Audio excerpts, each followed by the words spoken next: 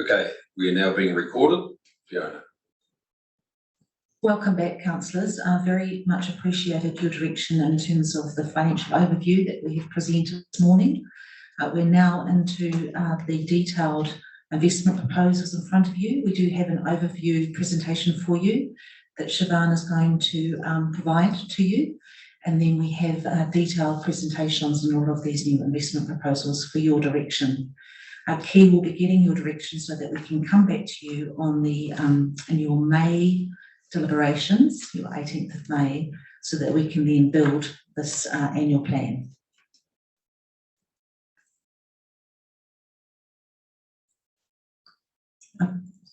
Now, Siobhan, are you there? I am, thank you. Sorry about that. You could full screen that, thank you, Tauranga. And next slide, please, thank you.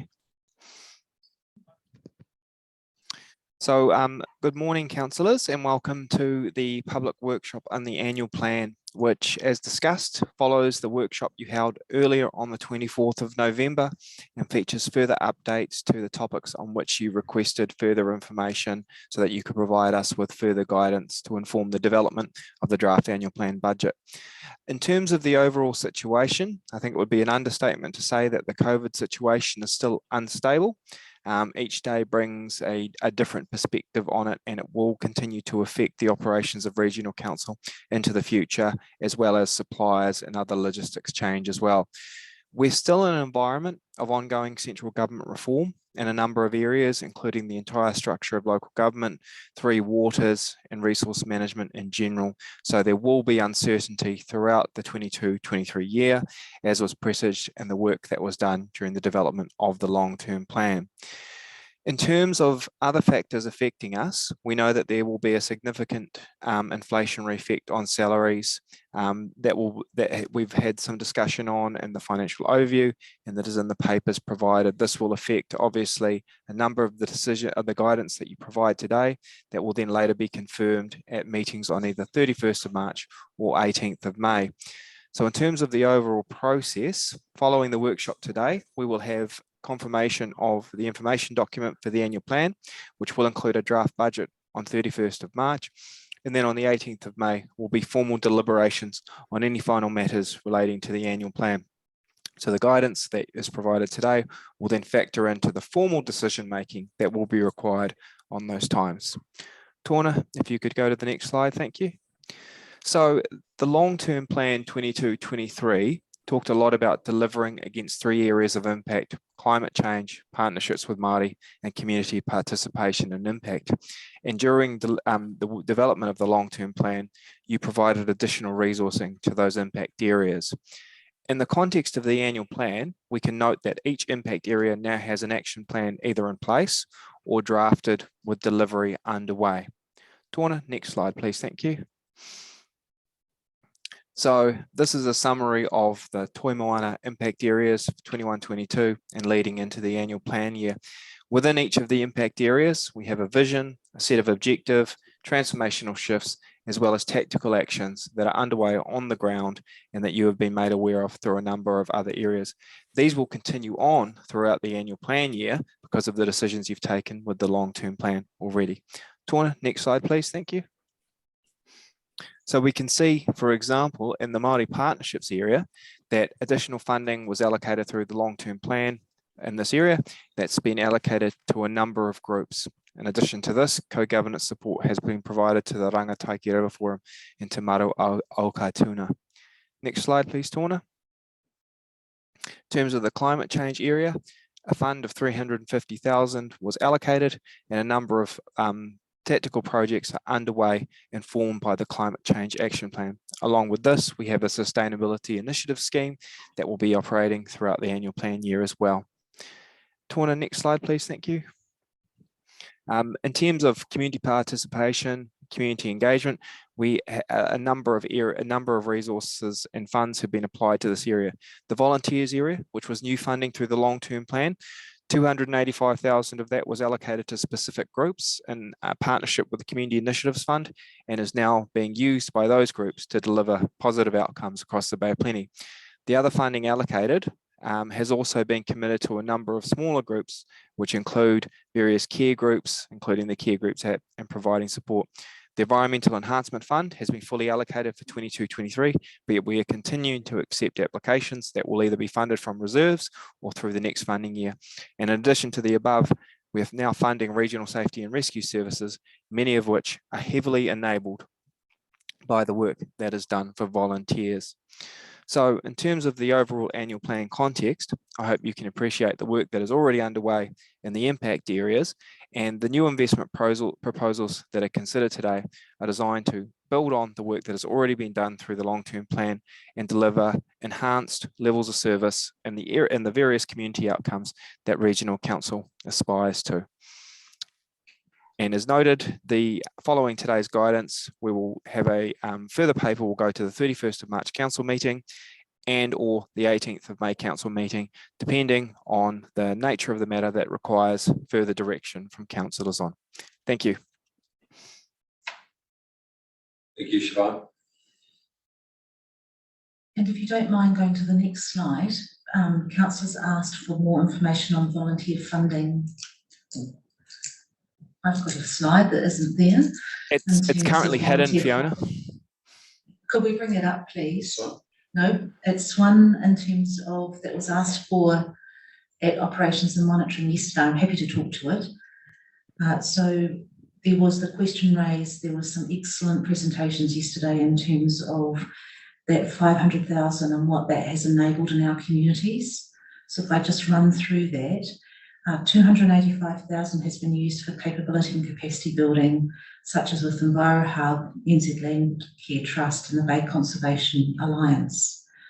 There are also other volunteers that have been funded, the Coast Care Operational Support, Byron's Beach Pest Control, Tauranga Land Care, Paraiti Catchment Group, Manawahi Eco Trust. There is $36,000 that is currently unallocated in that $500,000. And based on the discussion yesterday at operations and monitoring, thank you, here is the slide. It may be that councillors want some dedicated work done in terms of the return on investment to this council with all of this new funding going into volunteers. Thank you, Chair. Councillor Thompson. Yes, thank you, Mr. Chairman. The rationale behind the motion yesterday at Ops and Monitoring, from my point of view, was to actually get an analysis around, as Fiona has said, the return on investment, not just from a financial point of view, but from a community goodwill and a for wellbeing's outcome. So I wasn't proposing to suggest that we put further funding in, rather that we actually get an analysis around just how important is this investment to our communities, and should we, going forward, particularly for the new long-term plan, be looking at some further investment. So that was really the rationale behind the motion proposed yesterday. Thank you, Mr. Chairman. Thank you, Councillor Thompson. Councillor Bondaris. Yeah, thank you, Mr. Chair. Look, as I said earlier, I don't have any problem with many of the things that are wanted in this extension of the plan, but I think we have to make sure we're utilising the sources we are allocating to at the moment, and to make sure that they've actually got practical outcomes. And it's all very well to keep talking about capacity building, and that is important, but it's in these tough times, we want to see real outcomes, not just a lot of talking. We actually want to see physical, environmental improvement, and so we need to put a blowtorch. And I'm all for supporting volunteers to do it. Don't get me wrong there. So it's not about that, but we need a blowtorch in there to make sure that our spending is actually wise where we are, and would it be better directed at some of these other things that the staff are now putting up that we need. So that's where I'm coming from, Mr. Chair. Thank you. Thank you, Councillor Von Duddleson. Councillor Clark.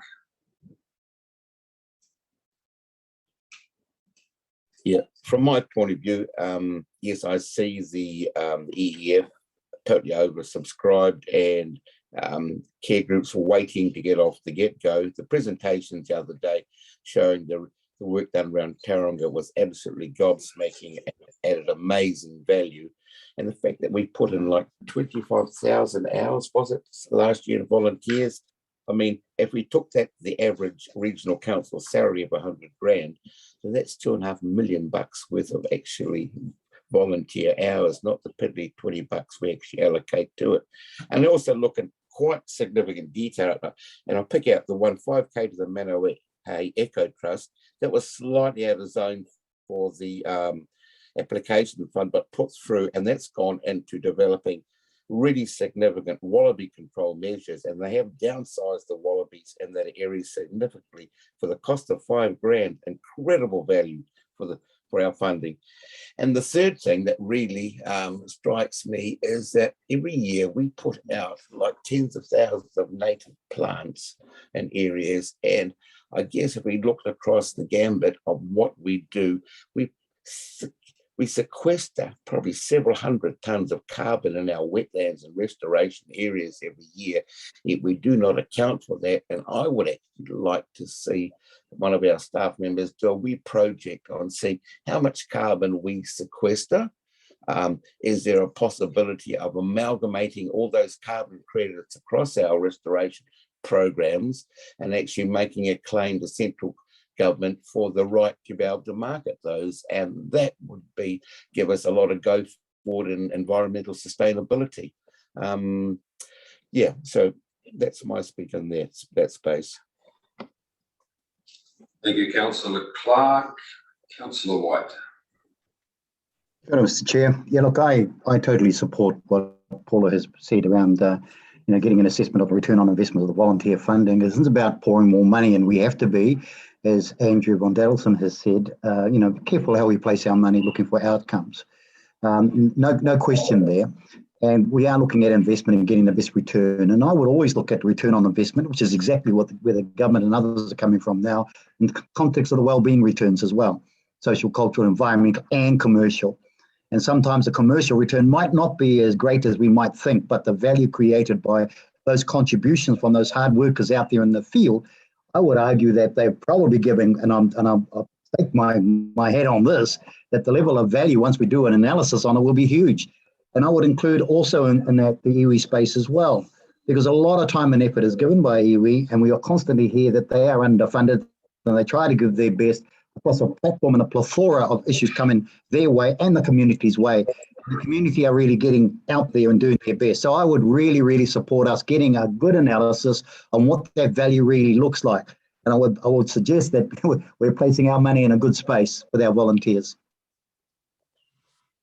Thank you, Councillor White. And rather than return on investment, I concur with the comment that we essentially need an audit of the performance and the contribution that these funding activities add to our TIO and to the community. Councillor Brunning.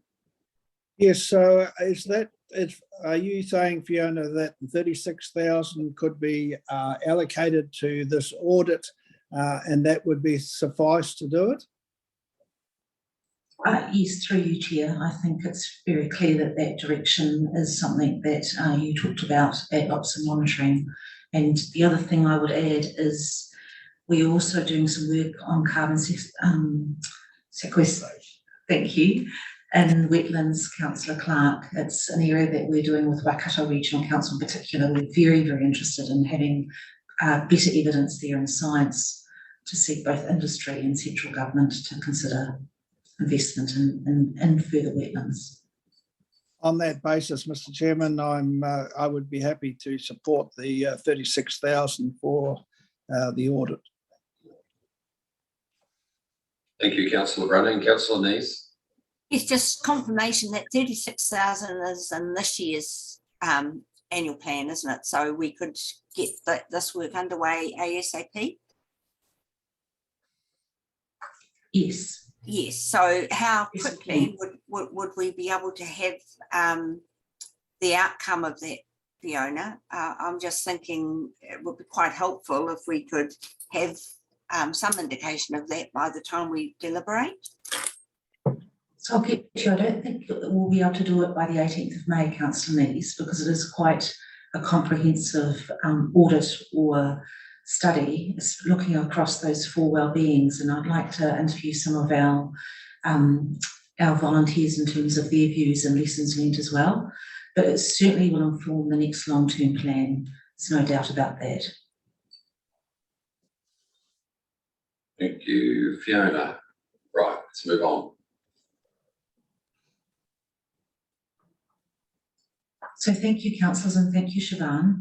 We're now getting into the specific investment proposals, and we're going to start with transport and urban planning. So welcome, Namuta and James.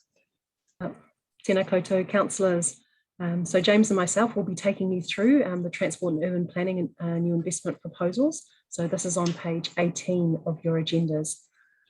So you're all aware of the critical role that the Regional Council plays in urban growth and planning, and particularly in building communities and ensuring the integration between land use, transport and infrastructure, the critical role that we play in the delivery of public transport services in particular, and ensuring that adverse effects on natural resources are minimised. So we'll start with spatial planning. So in terms of spatial planning, so if we can just move on to the next slide, fantastic. I mean, you're all aware of the different growth pressures that we're facing across the region. We've also got quite a changing operating environment in this space. You're aware that we've got the Strategic Planning Act, which will be passed either later this year or early next year, which will require spatial plans, regional spatial plans.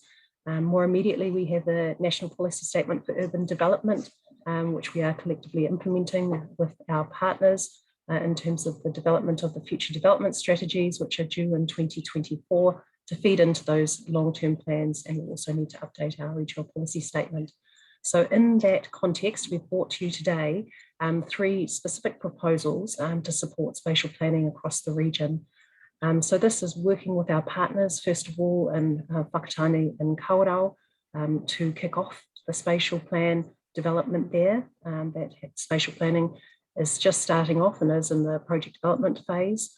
They have broken it down to 2 key stages, with the first being really focused on what is needed to implement the NPSUD.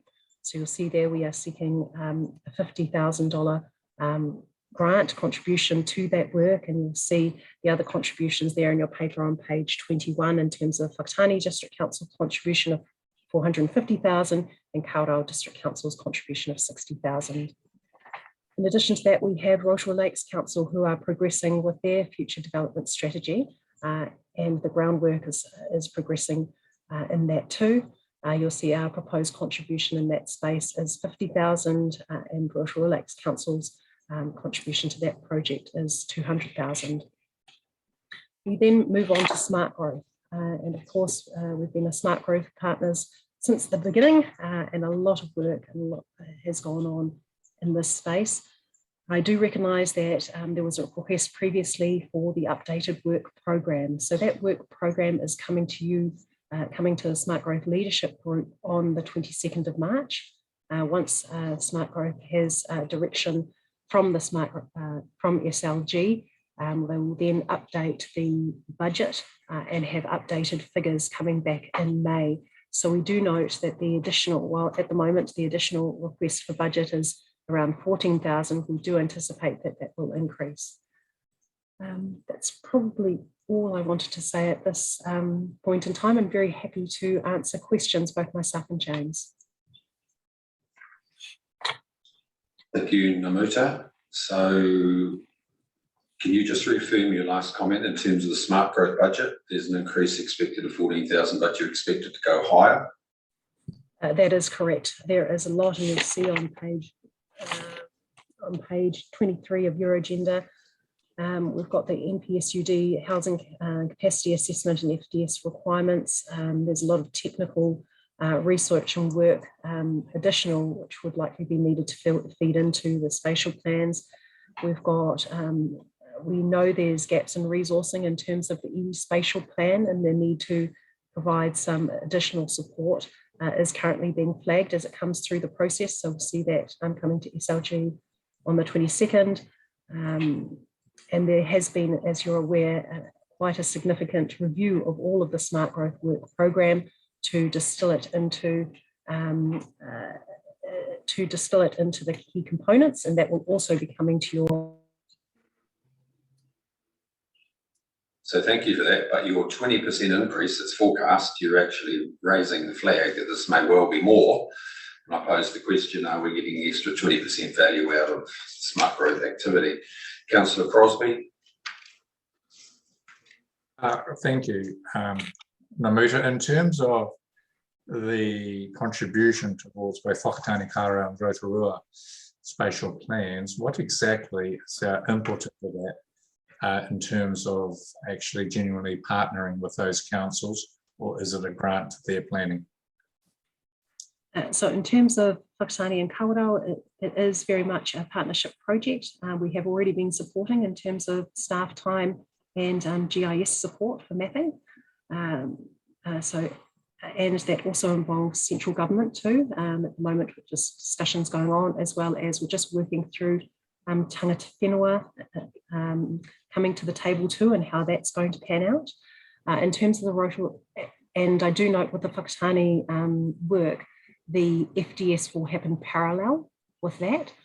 With the Rotorua Lakes Council example, that is where it's looking at helping support the development of the future development strategy. They had a spatial plan already in place, so it was really looking to help support Rotorua Lakes Council in their project. Councillor Von Duddleton. Thank you. Yeah, thank you, Mr. Chair. I've got some concerns around this, in that this is 50,000. Are you saying that this is 50,000 of new money that's going into the Whakatane Kara urban growth planning?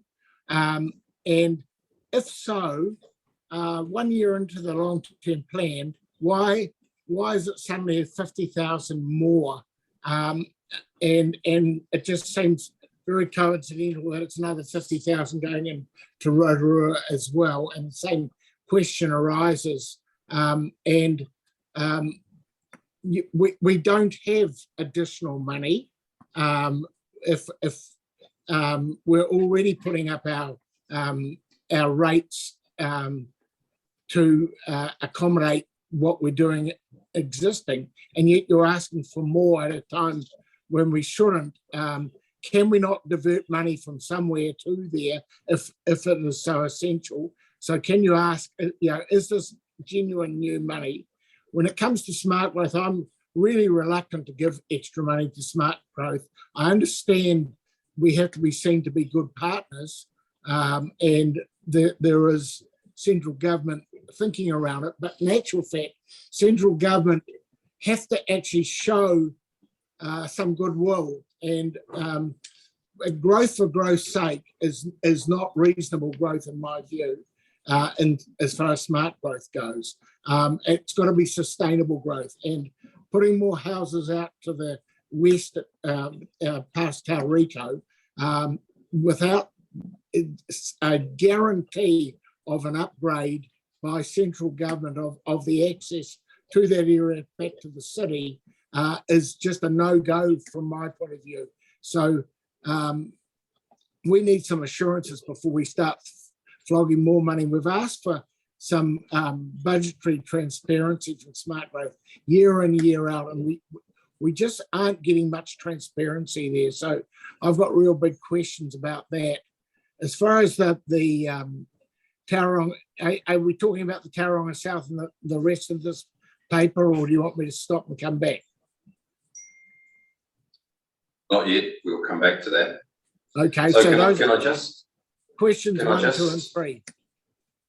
Yeah, can I just reaffirm through Namuta that the monies being allocated to Whakatane, Kawerau and Rotorua is a grant of 50,000. In the case of Whakatane, it is primarily to assist with iwi engagement, and on top of that is the in-kind support through staff contribution that will also assist in terms of those spatial planning things. Yes, that's correct. Is that right? Yes. Well, why didn't So you the say direct that? cost, councillors, is $50,000 cash grant. Well, that should have been, Okay, Councillor Von Dawson. I'm just saying that should have been actually outlined properly, because I didn't understand that. Okay, well, Councillor Neese. Thank you, Mr. Chair. Just with regard to smart growth, does this funding include the Tangata Whenua spatial plan that we had been asked for additional funding for? So through the chair, you'll note on page 24 of your agendas, the reason why we have had a base budget of 451,000 was because we did have that additional funding for iwi engagement. However, that was for 1 year. And so that's why the additional budget requirement this year is less. Sorry, I'm not sure whether I understood that. We've budgeted 451,000 next year. We've been told that we require an extra 13,910, and I presume that's to match what's being budgeted by the other organisations. Yes, that's correct. Right, okay. I'm disposed to support this, but the message that I'd like to give is that I believe we already invest a great deal in smart growth, and I think we are being caught in an ever increasing spiral of having to tip more money into it without necessarily getting the outcomes we want. So I'll support the additional $13,910 to keep faith with our partners. But I think we'll be needing to have a really tough decision around the smart growth table when we finally see the budget coming through, and when we have the discussion in our council, once that proposal comes back to the council. I do support the funding to be provided to Whakatane, Karau and Rotorua Lakes. I'd like staff to think about, is there any way we can prioritise other activity areas within this particular work stream to see if we actually need to tip in new money or whether we can reallocate funding. But in principle, once again, I think it's about providing support to our partners, our other TLAs around the region. We have been doing it in the Western Bay, and I think we should be doing it in the Eastern Bay and in Rotorua as well. So yes to the 50,000, but can we look at where we get that funds from? Does it have to be new money or reallocated money within our budgets? And yes to the 13,910, but I'm on notice that I'm loath to be continually adding in more and more money all the time to smart growth. Thank you, Councillor Neese. Councillor Thurston. Thanks, Chairman. Look, I just wanted to record too my support for the grants going to Whakatane, Kawerau and Rotorua. I see this as us as the regional council acknowledging their input and expertise in informing the regional spatial plan, as we know we've got to do by statute. So I fully support that, and I know councillors in the next decade will still be debating about round whether we should support or otherwise the Western Bay of Plenty smart growth. So long may you, some of you, sit around watching that, because I'm pretty sure it'll be high on your agendas in 10 and 20 years' time. Thanks, Chairman. Thank you, Councillor Running. Yes, the last spatial plan for the Eastern Bay of Plenty incorporated Opotiki. Can we have an explanation as why Opotiki is not in that allocation proposal? Look, through the chair, Portiki have decided not at this stage to join the spatial plan, joint spatial plan work, and that was a decision of council. Thank you, Councillor Reti. Kia ora, Mr. Chair. No, I'm certainly I would like to add my voice to support for this grant going to across the bay, across the region to the TLAs, as stated before, because I think it's important to show support with our district councils, but also certainly from my experience here in the Eastern Bay, there is the need for greater expedience in the housing development and urban growth, and how we do that is really important. And certainly with regards to iwi engagement, and as been mentioned before, a lot of iwi, well, Māori land is locked up and needs to be unlocked, and iwi need to be engaged in that space so that we're able to house our people. So I'm certainly supportive of it. Thank you. Thank you, Councillor White. Yeah, kia ora, Mr. Chair. Yeah, I'm supportive of both Whakatane and Kawerau District Council and Rotorua Lace Council.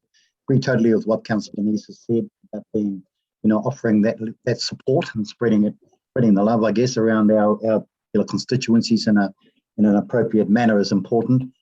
I know that from a Rotorua Council's point of view, they've already advanced their spatial plan, but they've got some huge housing issues over there, and how they design that, and how they lay it out, and they need to groundproof that.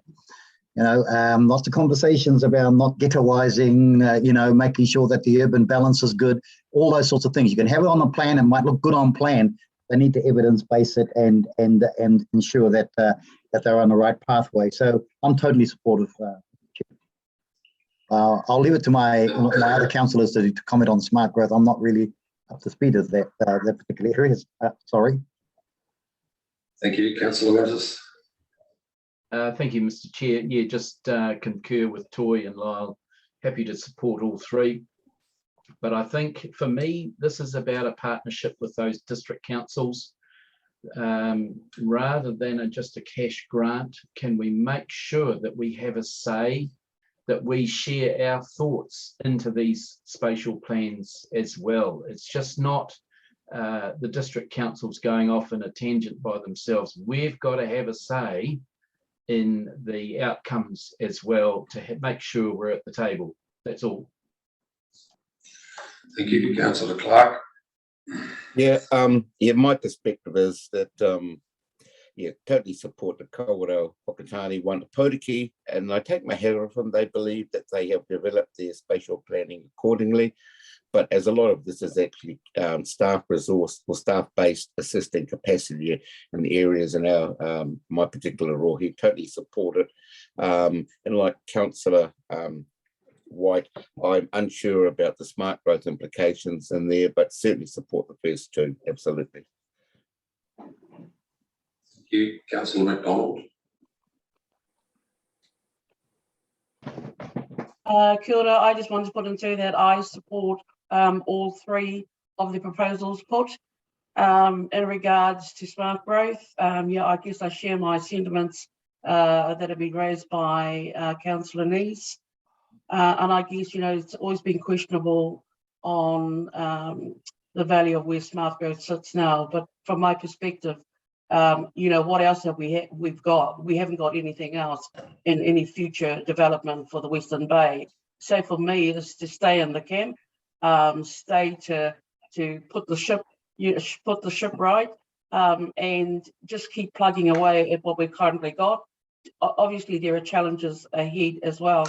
Just in regard to the iwi spatial plan, just want to share that initiative has already started in the Western Bay, and we can already start to see the value of that being done. What I'm looking for in future is when we come to align the iwi spatial plan along with the current plan that's being done by the other smart growth team, and to actually show everybody, I guess, the benefit of having done the iwi spatial plan and then aligning it to the wider one. So looking forward for the ability of iwi throughout the region to actually consider doing their own iwi spatial plans as well. Kia ora. Thank you, Councillor McDonald. Councillor Love. Yeah, thanks. We started off today recognising what difficult financial times we're living in, and how strapped our ratepayers are in funding everything we do. That's to what we do. I've no particular objection to any of these particular projects. But what we ought to do, like any business ought to be doing, is looking at where else. What's the relative advantage of the money we're spending? And we really ought to be looking at where we're saving money so we can fund these things, rather than just adding costs at the moment. I despair, I'm afraid. Thank you, Councillor Love. So despite the hands ups, I think you just hasn't taken them down. So I've got McDonald, Winters, Titaru. See, Mr. Von Duddleson's just put his up again. So I'll give you one more chance, Mr. Von Duddleson, before I draw it to a conclusion. Yeah, I just, if the 50,000 is going to iwi engagement in Rotorua, Sorry, that was iwi, Andrew. No, it was Whakatane, Kawerau. Oh, not the, what's the 50,000 for Rotorua then? It's to assist them with their spatial planning. Okay, because okay, so I'll hold back then, because I was thinking we've already given like $1 million, or I can't remember what the figure was, to Rotorua, so that's okay. Yeah. No, okay. No. That's not right. So, Councillor White, you haven't got your hand up, have you? Yes, I have. I just wanted to I just wanted to make a comment. I think Councillor Winters made it around needing to be around that table or close by there. I think you know, I'm more sort of, I value the mana motuhake, or the independence of the TLAs, and I think we need to nurture that space a little more and not insist necessarily that we be there, but maintain open communication. I mean, they like to be the drivers of their destiny, and I think we should freewheel on that space and let them be. But we do expect some feedback on the outcomes. I accept that, but not necessarily, in my view, you know, I'm not sure you meant this, Councillor Winters, but, you know, direct or insist in some ways that we be around the decision table with them. I'm sure you didn't expect that. Thank you, Councillor White. Councillor Eadie, you have your hand up, but I think you just haven't taken it down, have you? Okay, you happy, Fiona? Well, not happy, but you've got the direction of the councillors. So, councillors, in conclusion, could I just say that it worries me somewhat when I hear the expectation from Smart Growth is, whilst you've requested, and I think it was 14,000 or whatever the figure was, that during the currency of the next financial year, they're likely to come back for more. At the end of the day, they have to cut their cloth, and I think you should make it blatantly clear that there should be no further expectation around further pūtea coming from this organisation into Smart Growth. They've got the opportunity to do a budget, they've done that, and that's where it should sit. Fiona, next one. Thank you. James. Moving on to the transport investment proposals. Yep, can we have the next slide, please? Thank you. Right, good afternoon, everyone, and thanks for the opportunity to very briefly run through these transport new investment proposals. And I've already listened with interest to the discussion that has been taking place previously around these, and I'll certainly endeavour to try and provide some reassurance as to what we're trying to do and how that might fit in with available budgets. So clearly there has been a lot of discussion about the Tauranga South on-demand public transport trial, and perhaps it's just worth reiterating what on-demand transport actually is. So it's a service that provides a flexible route and timetable within a defined area, and it only operates when there is actually demand for that service, unlike the fixed route networks, which operates the same times every day. On-demand features shared vehicles booked through a phone or an app, so it's different to a taxi service where generally the vehicles are booked by one person or a group and they all travel together from origin to destination. So The on-demand actually matches people going to the same or similar destinations with available vehicles through a phone or app booking system. And one of the key proposals for on-demand is that we are able to use much smaller vehicles that are able to operate flexibly in areas where conventional public transport is much more difficult to serve. And that includes going down roads which a full-size bus would not be able to access. And what that means is that it provides much better accessibility for people who otherwise might have to walk quite a long way to a fixed route bus stop. I think it's also worth making clear that the target market for on-demand is for people who would, in other circumstances, be able to use conventional public transport. So it doesn't necessarily cover people who have very challenging access needs that we currently meet through, for example, total mobility. So the expectation for on-demand public transport passengers is they do have a base level of accessibility, but they still might have mobility disadvantages in terms of how far they're able to walk to access a service. So being able to get on-demand to come to them, as opposed to having to get to a fixed route stop, is seen as a key advantage. In terms of some of the discussion that I heard this morning, one of the items that we would seek to address if the trial went ahead would be to amend a number of the fixed route services so there wouldn't be that potential duplication and double counting. So, for example, if we went ahead with the trial as it's currently conceived, we would almost certainly withdraw the Route 51 in its entirety. We would also change the crosstown and the 52X so that it wouldn't loop round the lakes. And we also might look at altering parts of Route 1 in Pies Par. So it's a very fair point. We need to make sure our service design is meeting a need that can't be met by another form of transport in terms of the fixed route network. In terms of the benefits, what we're chasing is mode shift to public transport, better accessibility to key services, particularly for people with mobility impairments, but as I said, those who can still access services.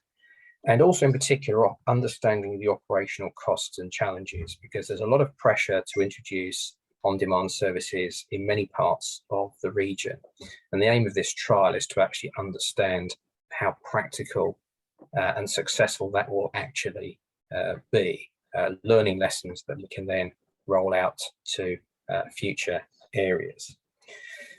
That's really all I want to say, other than in terms of the point about scope, there is certainly every opportunity to look at reducing the scope of the current proposal. There are two main ways we can do that, and they're not mutually exclusive. So firstly, we could look at reducing the geographic scope of the trial area.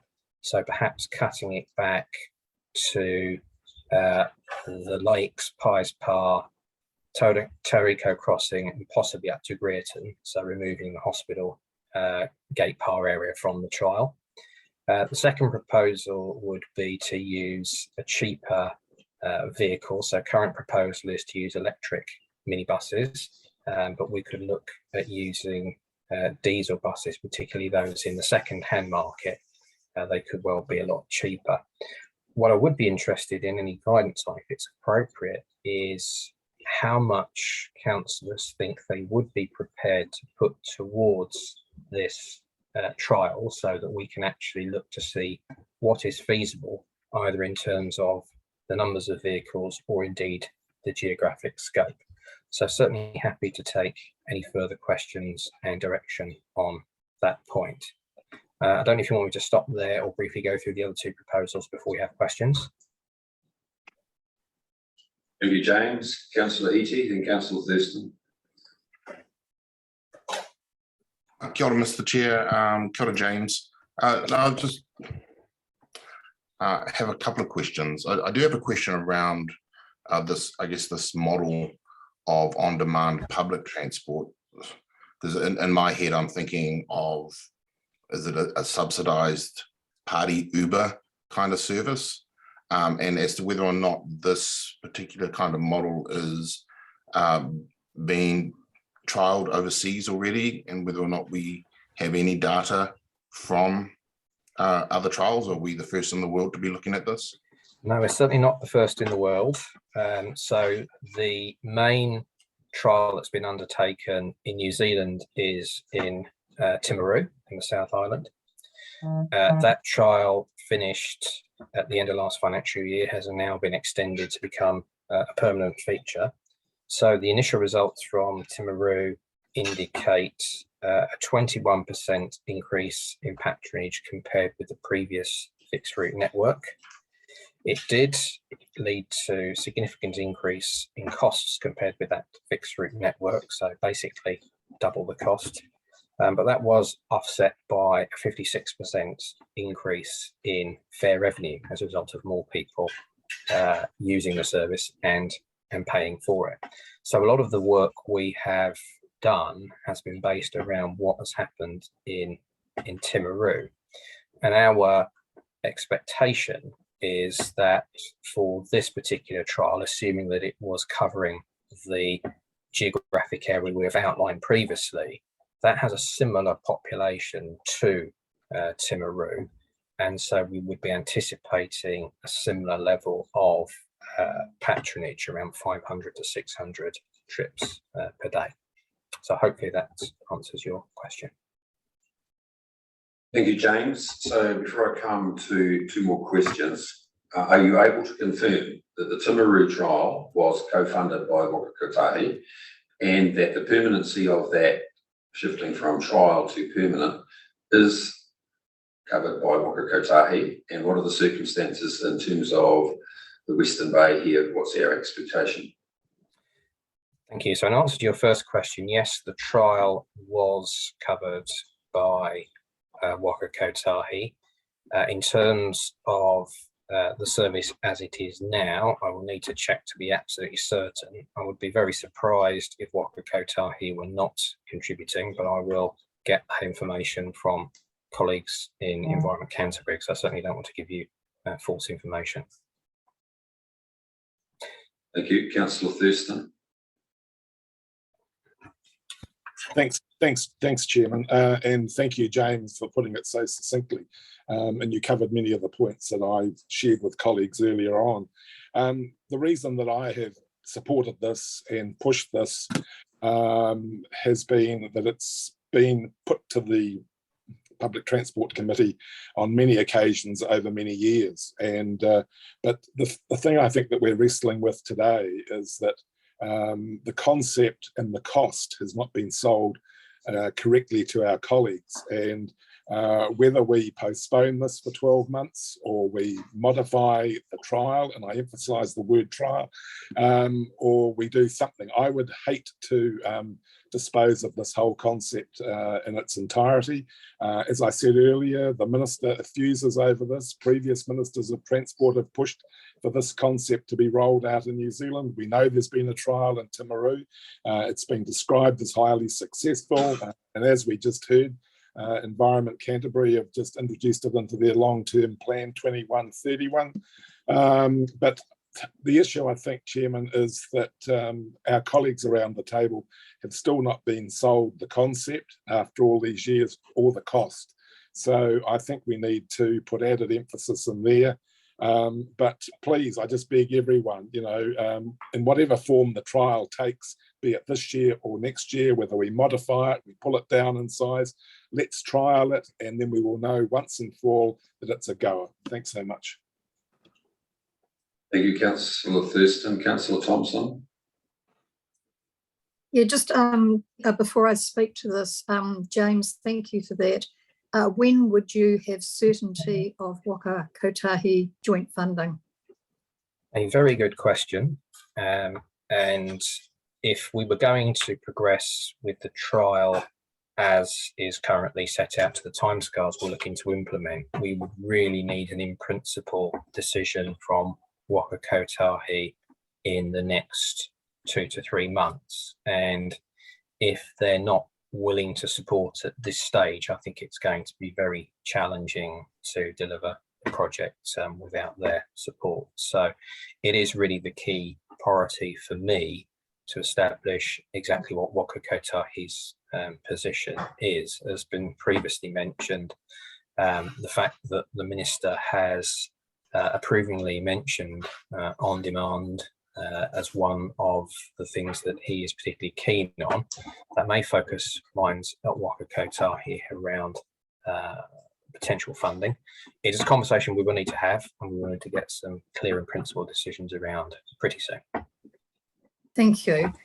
My position on this is that, like Councillor Thurston, this concept has been community driven as well as council driven. The PT committee has considered it in some detail, and there are resolutions on the books supporting a trial, supporting an actual scope of that and timescales, etc. I just wonder whether what we need to do is to refer, I think that we need to proceed with a trial without question. I think as a matter of good faith with our communities and in terms of due process, I think a trial needs to take place. Quite what the scope of that should be, and Waka Kotahi funding, some of the matters that are up in the air. And I really do wonder if we couldn't just refer the matter to the PT committee again for some more detailed consideration of the actual scope. Maybe the time frame, 18 months is a long time for a trial. Maybe that could be, and certainly let's have a look at the implications of a reduction in the geographical area. But from my point of view, there has been a commitment made that we will do a trial. I think trials are eminently sensible. And I'm just wondering about the practicalities of referring the detail matter of this back to the Public Transport Committee. Thank you. Thank you, Councillor Thompson. Councillor Von Duddleston. Yeah, thank you, Mr. Chair. Yes, I totally agree with Councillor Thompson. We have committed to doing a trial on demand. I think we certainly need, I was quite gratified to hear that if we did this trial, we would be reducing the competitive edge with public transport generally. In other words, buses would be taken off the routes so that we're not competing with one another. And I would support it at a much smaller scale than is envisaged. And I think we need to also look at the children aspect of this. It needs a really good, and I don't know what the right answer is, but staff need to look very closely at utilisation with students, both going to school and after school activities, and whether if we're doing it on demand, knowing that it's twice the cost of a bus service, whether we can afford to do it as a included as a free service for children. So there's things in my mind that need working through. I think the budget is too great unless you can find savings elsewhere. I think it's an opportunity for us to find a solution with smaller buses, and they might be down as low as a 12-seater bus rather than a 20-seater even. So there's some opportunities there for us to look at how we do operate this, but I would support further work on getting the scoping right before we actually make the final decision on structure. Let's get the scope absolutely right first. Thank you. Thank you. Councillor Neese. Thank you. James, can you tell me when you're projecting that this trial would start? What what time frame is it? Is it starting on 1 July or is it for a portion of the year? No, it certainly wouldn't be starting on 1 July or anywhere near that. There are quite a lot of processes to go through, even assuming there was a decision in principle to fund, which at the moment still has to be worked through. So, to be honest, from a point where the funding was agreed, you would be realistically looking at about 6 to 9 months to be able to undertake all the work necessary there. So in particular, procuring the contracts for the back office and the app provision, so you have a really good, robust booking system that actually works. And then also procuring the vehicles and recruiting the drivers. So realistically, from where we are now, I would be surprised if we were able to get anything up and running within 12 months. So we are looking at early next year at the earliest. So then why are we looking at 661,000 operating funding for 22-23, which would have to be 100% target rated? What are we spending that 661,000 on, plus 142,000? I guess is the vehicles. Is it? No, the vehicles under this proposal are actually in the operating cost because they would actually be leased. So the proposal is to lease electric minibuses rather than buy them outright, because buying vehicles would cost millions of dollars. So the idea of the lease is that you can have them for a period of, say, 18 months for a trial and not commit to buying them outright. So the reason that the costs are in next financial year is because we would need to be able to commit to a leasing contract, which is in essence what we would need to be able to get the buses ordered and procured. So we're not actually going to be operating the service until, well, the end of next financial year at best, and the 661,000 is staff time and pre-commitment to a contract? No, so the vast majority of those costs are either the vehicle lease and maintenance or the drivers and the operational costs. But if we're not operating it, why are we rating for it? That rating will be for the lease costs and also to recruit the drivers and train them. Okay. Where I'm sitting on this is I do support that we have a trial. I think we have to keep faith with our community, particularly the community from Paispa who've been talking to us for a long time. But I think we need to scale down the trial, the scope of the trial, from what you're putting up to something that's a little bit more modest.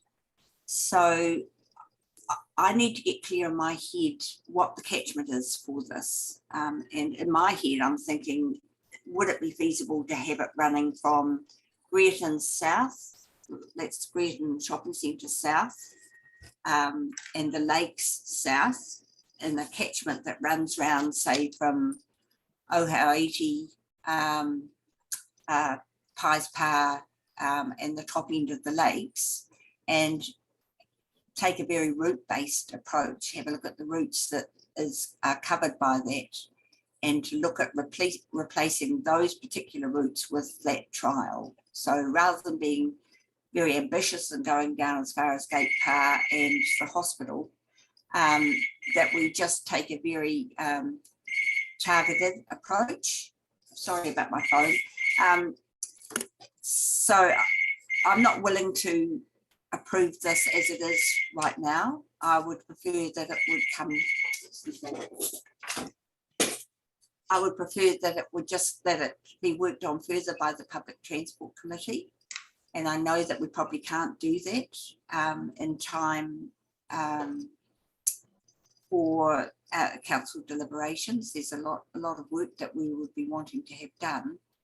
I'd be willing to put in a provisional sum, subject to a whole lot more work being done, but not anything like the amount of funding that's being requested here at the moment. Thank you, Councillor Nees. Councillor Crosby. Yeah, thank you, Jen. Thank you, Jen, for that broader explanation. I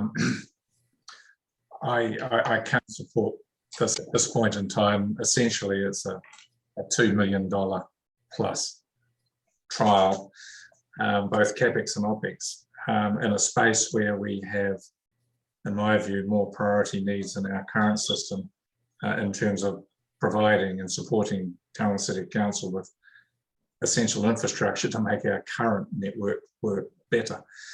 I do understand this, and I'm totally supportive of ways and means of supporting our transport disadvantage. That's what started actually the bus network in Tauranga. But this is, in my view, virtually gold-plated. You're building this thing from ground up, the way it's presented in the budget, as opposed to getting something else off the shelf. I appreciate you're trying to build it into the B card system, and there'd be challenges with that as well. But to be frank, when we have millions and millions of dollars of ratepayers and taxpayers' money invested in our network, which is not functioning well, and I appreciate this is to make it function well, to the vast majority of people, I don't see this as a priority. Our priority should be to get more people from point to point on buses. In terms of the transport disadvantage, I'd suggest there are other mechanisms like total mobility and other mechanisms through, if they're going to hospital, often St John's, many care homes have their own transport, etc., and would be replicating that in many ways. So in terms of priority, let's get the bus system that we currently have more functional in terms of patronage support first before we look at this. This is, in my view, a bit like the train that runs from Hamilton to Auckland. It's heavily subsidised, little patronage. There are better utilisations of resources than this. So I apologise to be so blunt, but the feedback I'm getting from our bus system is it's just simply not working for the vast majority of people. I appreciate this is designed to support a smaller number of people, but $2 million trial in that one suburb of Tauranga, I'm sorry, it doesn't add, doesn't stack up for me. Thank you, Councillor Crosby. Councillor Brunning. Yes, I can't support it. I might look at it a little differently if it was done out of savings, because we've got buses that are not running at the moment.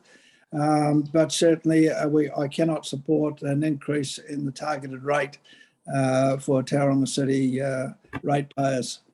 Thank you. Thank you, Councillor Thurston. I saw you had your hand up. You're obviously taking it down. No, I've heard all the debate, but in terms of patronage, to Councillor Crosby, the trial down in Timaru, as James Llewellyn has just said, they lifted patronage up 21%, so from next to nothing. So that's one. But James, can you just confirm again that the trial would be based on? I've heard colleagues today in this discussion make reference to swinging in bigger, older, unused buses, but the whole trial is based on rolling out these small electric buses. Correct me if I'm wrong.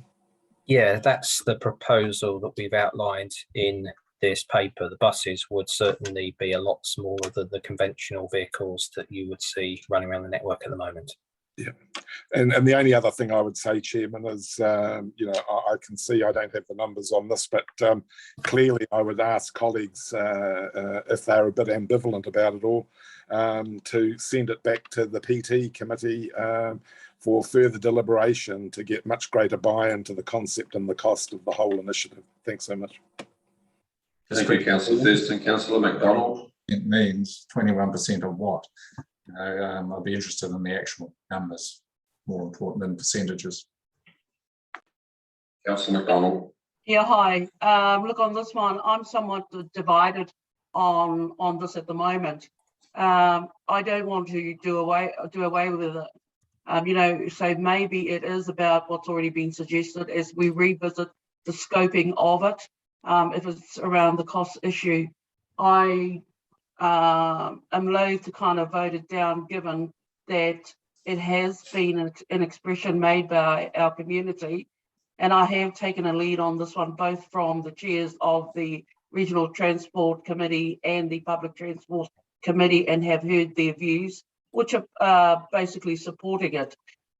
So yeah, I guess for me, I would support if staff can revisit based on revisiting the scoping of it, and maybe we can revisit it at that point in time. Thank you, Councillor McDonald. Councillor Thompson, last say. Yes, thank you, Mr. Chairman. I think we're a divided council on this particular matter, but taking what I've heard, and particularly what Councillor McDonald just said, I would make a last gasp plea that this particular matter be referred back to the Public Transport Committee urgently to reconsider the scope, cost, funding, and all of the issues that have been raised, with a view to seeing whether in fact a revised proposal could be put up to our final deliberations paper. I think it's making a nonsense of our PT committee if we don't do that. I feel very, very strongly that we have a good faith issue with the community in relation to this. I accept the concerns that have been raised, and I do believe that we should consider this, and I think it should be at the next PT committee, with a view to trying to get a positive recommendation coming forward, including funding options, including Waka Kotahi. Thank you, Mr. Chairman. Thank you. I'll entertain Mr. White, if you can be quick, please. Yes, I will. I'll be very quick. I support what Councillor Thompson has just said. Thank you. Chief Executive. Yes, thank you. So with the PT Chair's indulgence, what we'd seek to do is to have a workshop after the PT committee next week, because just in terms of the urgency that you require in regards to exactly what Councillor Thompson has mentioned, we would also seek to get Waka Kotahi to actually provide us with more certainty, because with a 51% fast subsidy, it makes a big difference in terms of your decisions on the 18th of May.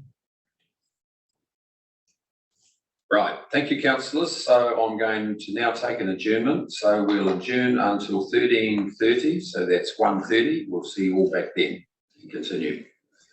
Thank you.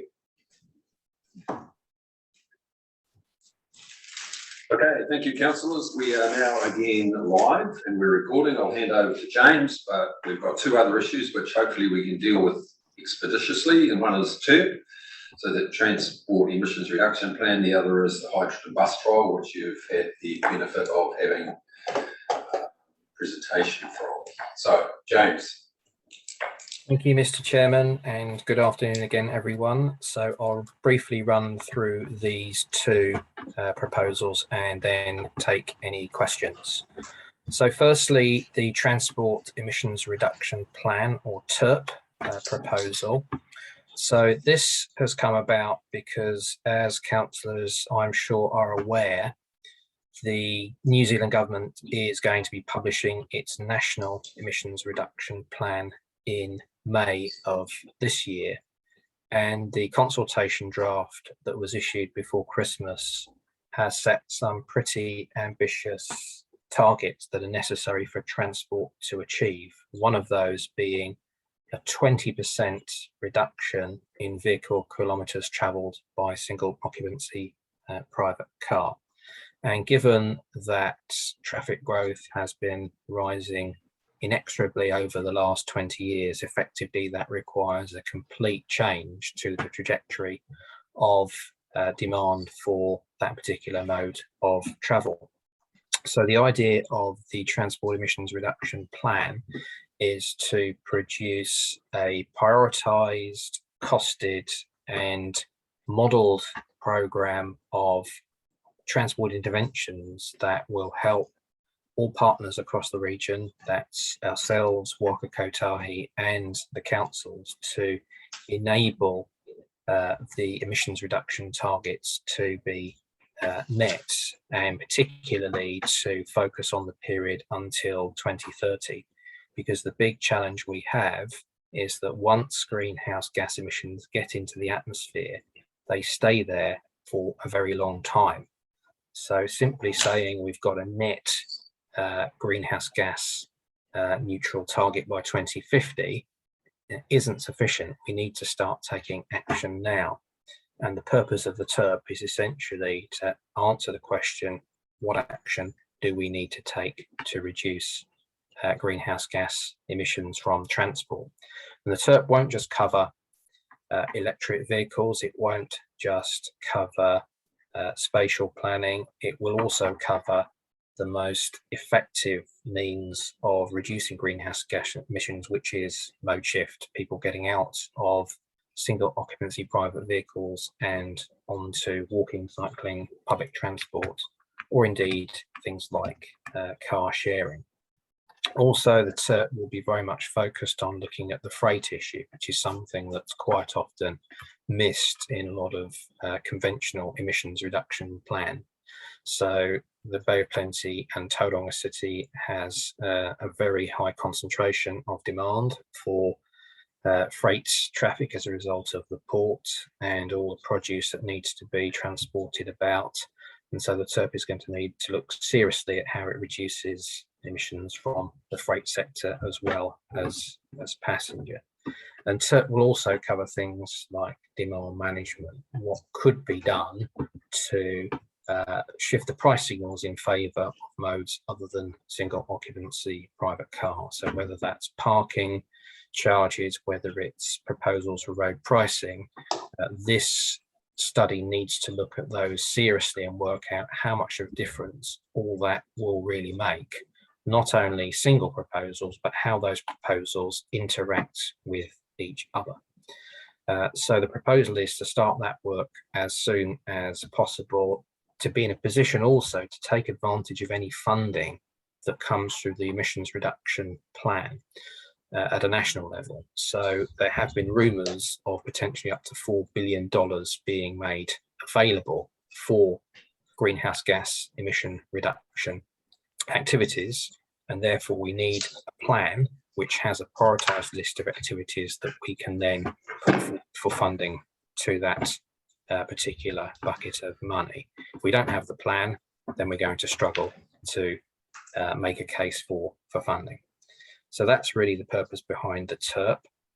In terms of the climate change hydrogen bus trial, councillors will already, of course, heard from our colleagues at Priority 1, so I won't repeat all of the points they made, but from a regional council perspective, the reason we're particularly interested in this trial is because we do have a significant issue with the number of diesel buses that we currently have that have a significant residual life left for them. So if we go down the route of converting buses from diesel to zero emission, and we do that relatively soon, the danger we have is that the diesel buses we currently operate won't have reached anywhere near the end of their 20-year service life. In effect, they become what's called stranded assets. So the idea behind a retrofit is to understand whether it is possible to reuse those otherwise stranded assets, those diesel buses, by converting them to hydrogen, and therefore saving the cost of having to buy brand new zero emission buses. So that's really, for me, the key reason why this trial is particularly important, to understand just what is feasible. We also have a need to look at the operational characteristics of hydrogen buses, how cheap they are to operate, how safe they are to operate, what the passenger thinks of them, what the drivers think of them. So this trial gives us a good period of time to work out whether actually hydrogen is something we believe is going to be replicated across at least parts of the Bay of Plenty. The last thing we want to do in our other work, which is bus decarbonisation, is to recommend hydrogen on the basis of theoretical arguments, but actually not understand how buses work in real life. And this trial will give us an opportunity to understand what real life looks like. So that's really all I wanted to say on those two proposals. So I'm certainly happy to take any questions or comments. Thank you, James. Councillors, so with your agreement, I'll take both of them at once, and you can ask questions regarding either or. So in terms of the TERP, I'll just remind you, the Chief Executive put on the table that an unallocated amount of money in the climate change budget may well be available if that's what you want to do in terms of supplementing that activity. So I've got Councillor Thurston, Thompson, Von Nuttleson, and then White. So Thurston. Thank you, Chairman. I'll speak quickly to part two of this, and I'd urge colleagues to support it. It aligns with the national directives and the direction of the government and gives intent to the RLTP, as we know. A lot of this, as James has just reported on, it's a moving feast in terms of legislation and the directives, and a lot of this has occurred since our LTP was concluded. And the only other thing I would like to say, and urging you to support it, is that it aligns with our climate change action plan. So it's something that I don't think we have a lot of room to move on. So that's my contribution, Chairman. Thank you, Mr. Thurston. Councillor Thompson, you did have your hand up, so gone down. Okay, thank you. Councillor Von Nuttleson. Yes, thank you, Mr. Chair. For me, the transport emissions reduction, the best thing that we can do to get that effective is through action, and that is moving towards having a small fleet, say up to 20 buses of a sort of 20-seater electric buses, and that's where the on-demand might be a starting point for us. We can't do that overnight because they have to be built. We need them to be specifically built so that they cater for the needs of the city. But in actual fact, right now, we have buses sitting in congestion with 6 or 7 maximum people on them, and big buses belching diesel. And so it just makes sense. We need to develop a strategy now so that we can actually have a plan to bring it in. At the moment, we have 5 big electric buses. We've seen that the weakness of them is the sheer weight of them in the suburbs. Our roads aren't fit around our suburbs, aren't fit for purpose. And I think that would be a better use of an emissions reduction plan than doing modelling and scenarios and blah, blah, blah, which everybody else will do anyway, and we can learn from that. With regard to the hydrogen trial, I'm not opposed to a hydrogen trial, but I don't think we don't need to be leading the world in this. I'm sure there's been Mr. Tutt said that Auckland hasn't converted a bus. They've built one from new, or had one built from new. I'm sure somewhere around the world that technology has been trialled and has been developed. I don't want to, we need to be fast adapters rather than land break, what do you call it, first movers. So I think we have to do the hydrogen. I think we can waste a lot of money on being a first mover. In principle, I'm not opposed to what they're doing, but I don't think it's our place to do the trial on a conversion if, as Mr. Tutt says, he's not sure if it will actually be successful or not. Thank you. Thank you, Councillor Von Nuttleson. Councillor White. Yeah, kia ora, Mr. Chair. Look, I support what has been said around TERP. I support the comments made by Councillor Thurston, so I absolutely support that in the context of the hydrogen bus trial. I'm very supportive of this. I mean, following the presentation from Nigel and listening to the comments from James, I absolutely think it makes sense to be on the forefront and be on the front foot. If we're talking about actually putting words into action, to me that's action, it's transformative. It gives us another fallback option and position to investigate. I've got no problems about the regional council being part of innovative, front leading edge solutions. I think there's more risk in staying still and just waiting to follow. I think we need to be out there, and I don't see this as overly adventurous. When you look at it, the capability, support from government in terms of setting up fueling stations, one in Tauranga. I understand also that we have special capability around building buses here, the Kiwi Bus build group. And we've got a number of consortia expressing an interest, and certainly is leading out internationally from what I'm hearing. From all of those things that says to me, this is a good thing, relatively low risk in my view, but worth a look, and I would support it. Thank you. Councillor Winters. I'll be brief. Can support 2 wholeheartedly, cannot support 3 in any way, shape or form. Message ends. Thank you. Councillor Nees. Thank you. I'm just conscious that the government's releasing its emissions budget in the middle of the year, and that may have some requirements on the regional council. So I absolutely support the need for the transport emissions reduction plan here. I think it's going to be one of our biggest challenges to identify which is going to be the best way to do this.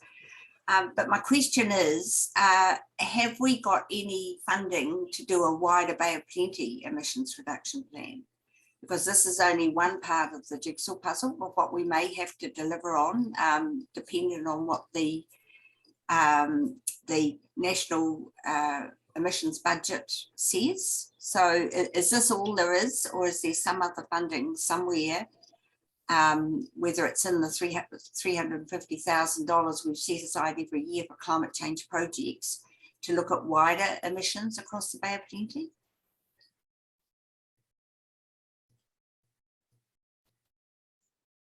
I'll just have to follow up for you, Councillor Nees. There was an emissions project. I just have to understand the status of that. I'll get back to you with that information shortly. Well, regardless of that, I support this. With regard to the hydrogen bus trial, I've got to say that I've changed my mind on this. I agree with Councillor White that this is actually worth investigating. If there's nobody else doing this retrofit work in New Zealand, then I think that that's something that we can usefully do. Whether or not we have to have $200,000 capex for a bus, or whether Kiwi Bus have got something on their back lot that can actually be utilised, it's not going to cost $200,000. I don't know. But in principle, I support this, and you know, I'll be interested in looking at different ways of reducing the cost or funding it. But definitely, somebody's got to do it, and I think it could well be us. Thank you, Councillor Nees. Councillor Thompson. Yes, thank you, Mr. Chairman. I support entirely what Councillor White and Nees have said. The TERP's an absolute must, in my view. And that has to happen. I'm probably in favour of using the 170, needing to understand if anything else is going to drop off. I too am in favour of the hydrogen project. And one thing that occurs to me is that we have some very skilled staff at Quayside in terms of R&D and proof of concept, etc., that might be able to work usefully with our very skilled staff and Priority 1 and others in terms of progressing this. So I'm in favour of funding both. Thank you. You, Councillor Brunning. Thank you. Yeah, I can't support either of them unless the funding is found from existing budgets and reprioritisation. We've got to throw some of this back to staff and say, what can we do without, so that we can do these things because we think they're important. You know, households have to do it. A lot of households are having to do it at the moment. So let's ask staff to reprioritise to be able to incorporate these two projects. Thank you. You, Councillor McDonald. Thank you, Mr. Chair. Look, initially I was against the hydrogen bus trial, but I too have had a change of heart, and I'm supporting all three. However, as Councillor Brunning has stated, I too will make it subject to us having, you know, appropriate funding to carry on with those. Okay, thank you. Councillor Crosby. Thank you, Chair. Definitely support 2, which is the emissions reduction plan. We've got to walk the talk on that, not just have conversations around it. And that's probably one of the lower hanging fruit, as we know, for New Zealand. I don't support 3. It's not our capability or capacity to head into that. It should be a commercial operation in the first instance, including the trial. Thank you, Councillor Crosby. Councillor Reedy. Kia ora, Mr. Chair. I'm supportive of course, it's a bit of a no-brainer really, the term that we have announced the climate emergency and getting clear direction in terms of trajectory from central government. So supportive of that, but regarding our current budgetary situation, I understand where Councillor Bunning is coming from as well. And I don't think this is a nice to have, I think this is a need to have, but we do need to prioritise and find the money from somewhere without necessarily going back to the ratepayer. But I am also supportive after hearing the priority 1 presentation on the hydrogen bus trial. It's not happening anywhere else in the world. I think it's something that's incredibly exciting, and I would like to see us a part of it. As to whether we're a part of it to the tune of $250,000, I'm not completely sold on, but I'm certainly supportive of it. And regards to number 1, I was in support of that going back to Public Transport Committee. Kia ora. Well done. Councillor Clark. Yes, agree with the consensus about the number 1 going back to the Public Transport Committee. Totally support 2, but I think 3 is a bridge too far, reinventing the wheel. I'm sure it's been achieved somewhere else in the world, so I won't be supporting that. Cheers. Thank you, Councillor Love. Yeah, just want to reiterate what Norm said, actually. As far as I'm concerned, yeah, these are all worthy things, but we've got to view them in the other priorities we have. We haven't got a bottomless pit of money. Thank you. Right, thank you, councillors. So to try and bring that to a conclusion, we'd already decided on 1 under the transport proposal. The 2, from what I heard from councillors, was generally in support. However, I'll ask the Chief Executive to come back answering Councillor Neese's question about what other options are there, because we do have 170,000 which can be appropriated to this from the climate change budget currently unspent. And the 3rd one, mixed there, and I'll ask the Chief Executive to come back because I think they call it the Tauranga project, which is run out of Taranaki in terms of hydrogen conversion. I know they're getting a significant amount of Crown funding. They've been in existence for a couple of years now, and I know that priority 1 is working with them. So we'll try to answer the question of whether or not we are first movers, as Andrew said, on this, or whether we're just trying to replicate. I'll try and get that answer for you, or the Chief Executive will try and get that answer for you, so you've got a better basis to make a decision on in April. Everyone happy with that? And can I just add, thank you, Chair. In relation to your question, Councillor Nees, we also have on our work programme a primary industry greenhouse gas emissions analysis, as well as completing the regional carbon footprint again in this year. So it is quite a lovely trifecta in terms of the TERP as well. And I have heard that direction in terms of looking at reprioritising existing funds and also seeking other funding sources for the hydrogen bus trial. Okay, thank you. Councillor Nees, have you got a question? No, thumbs up, sorry. That moves us on to regulatory investment. We have Sarah. Are you with us? Thank you, Chair. We only have one proposal for your consideration on page 15 of your agenda today. As you know, we're currently undertaking a risk assessment of PFAS contamination in the Mount Industrial area. This was following the detection of high concentrations in soil and groundwater at an industrial site last year, and in an area that we were concerned about being upstream from Wharirua Marae. We're recommending further work to support this risk assessment that's currently underway, and that will include groundwater and surface water monitoring, and that's monitoring that we don't have the capacity in staff to be able to do. The work will allow us to have a really good understanding of the source and the extent of PFAS in the Mount area. And as we've set out in the paper, it allows us to determine appropriate measures and mitigations if required once that assessment's complete. So it is unplanned work. It's work that we have had to instigate in response to that emerging issue. Thank you, Sarah. Councillors, questions? Councillor Winters. Happy to support, Mr. Chairman. This, Sarah, this is a one-off 80k investment to give us a final analysis of where this stuff has occurred. It's not going to be ongoing. That's what I mean. It's a one-off cost. Thank you, Councillor Winters. Yes, it is a one-off cost.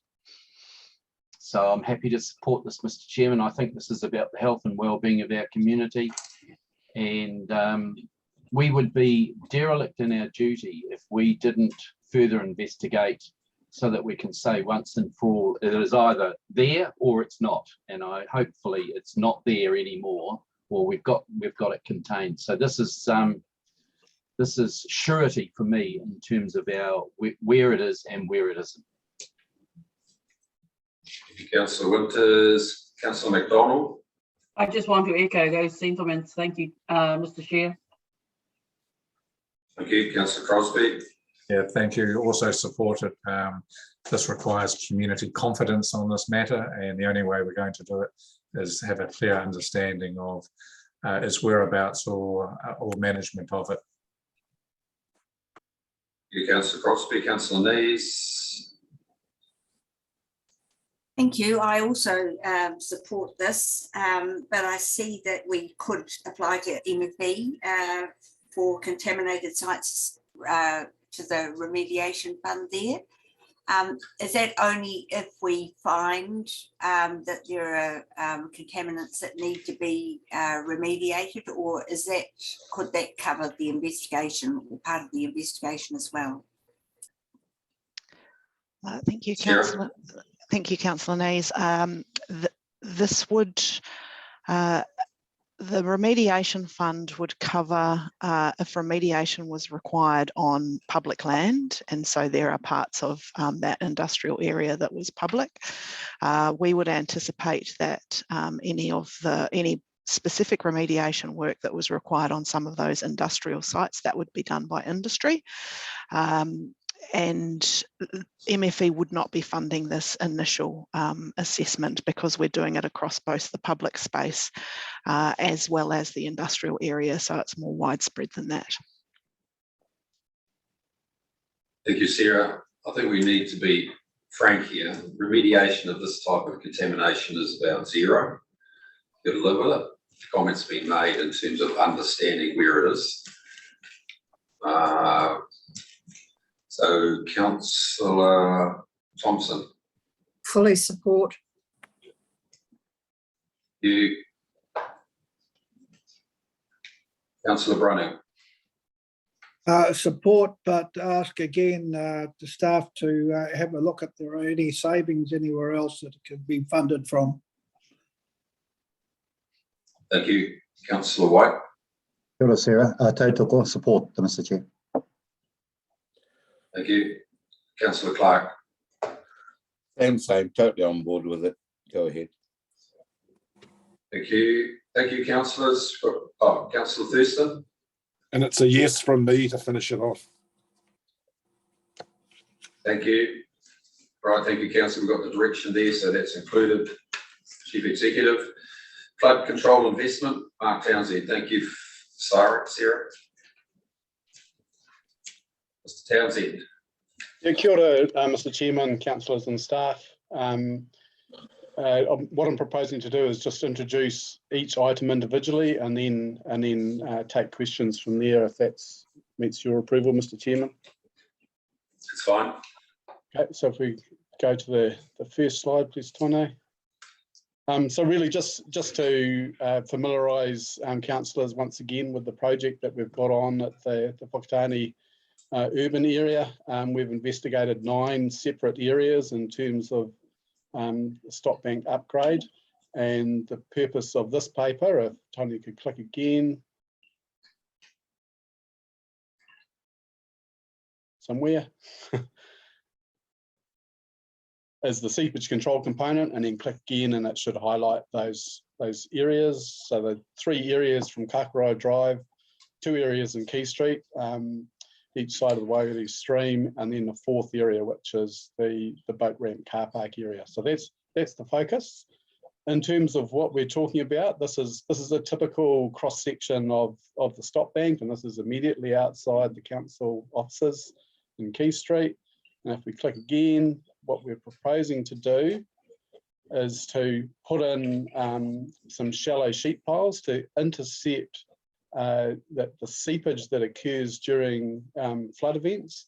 We've experienced this uncontrolled seepage first identified in about 2011, happened again in 2012, and then I, of course, had a first-hand view of it in 2017. The concern is that it's uncontrolled seepage. It's coming up through the roots of the purakawa trees that you can see in the picture there. It's coming up between pavings. Our concern is that it will start to bring fines with it, and in doing so lead to the failure of that stop bank. The modelling that we've undertaken with our geotech consultants basically goes through our guidelines as far as threshold. So we do need to do something about it. If you click again, please, Tone. In doing so, we've been working with the Whakatane District Council in creating a wider promenade to give more access through to the river. And it's taken us a little while to get agreement, but we've got agreement with both Ngāti Awa and Whakatane District Council to move the flood wall location to the landward side of the crest as shown in that cartoon picture there. Click one more time.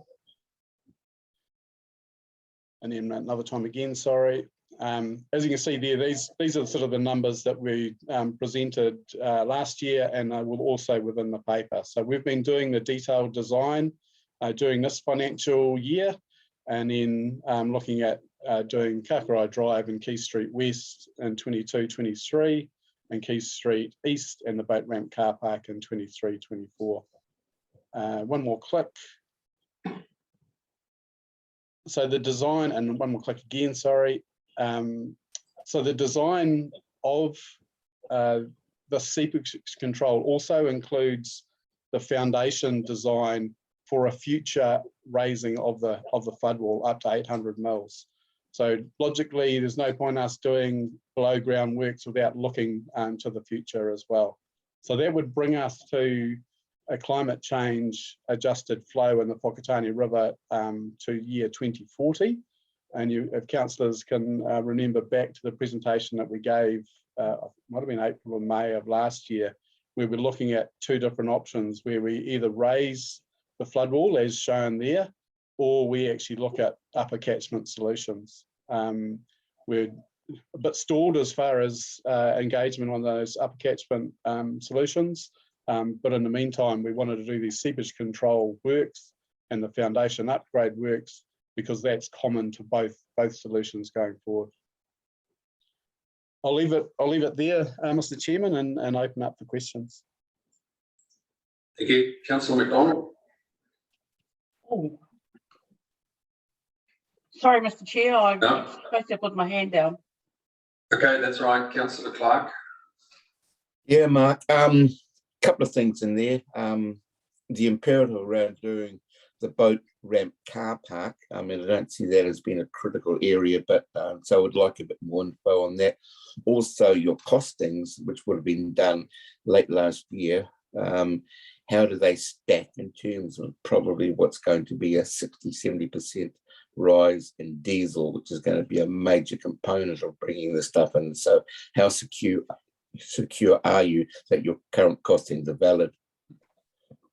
Yeah, thank you, Councillor Clark. Yeah, the first question around the boat ramp car park, you're correct in that there is a bit of uncertainty there, given WDC's plans with their new marina.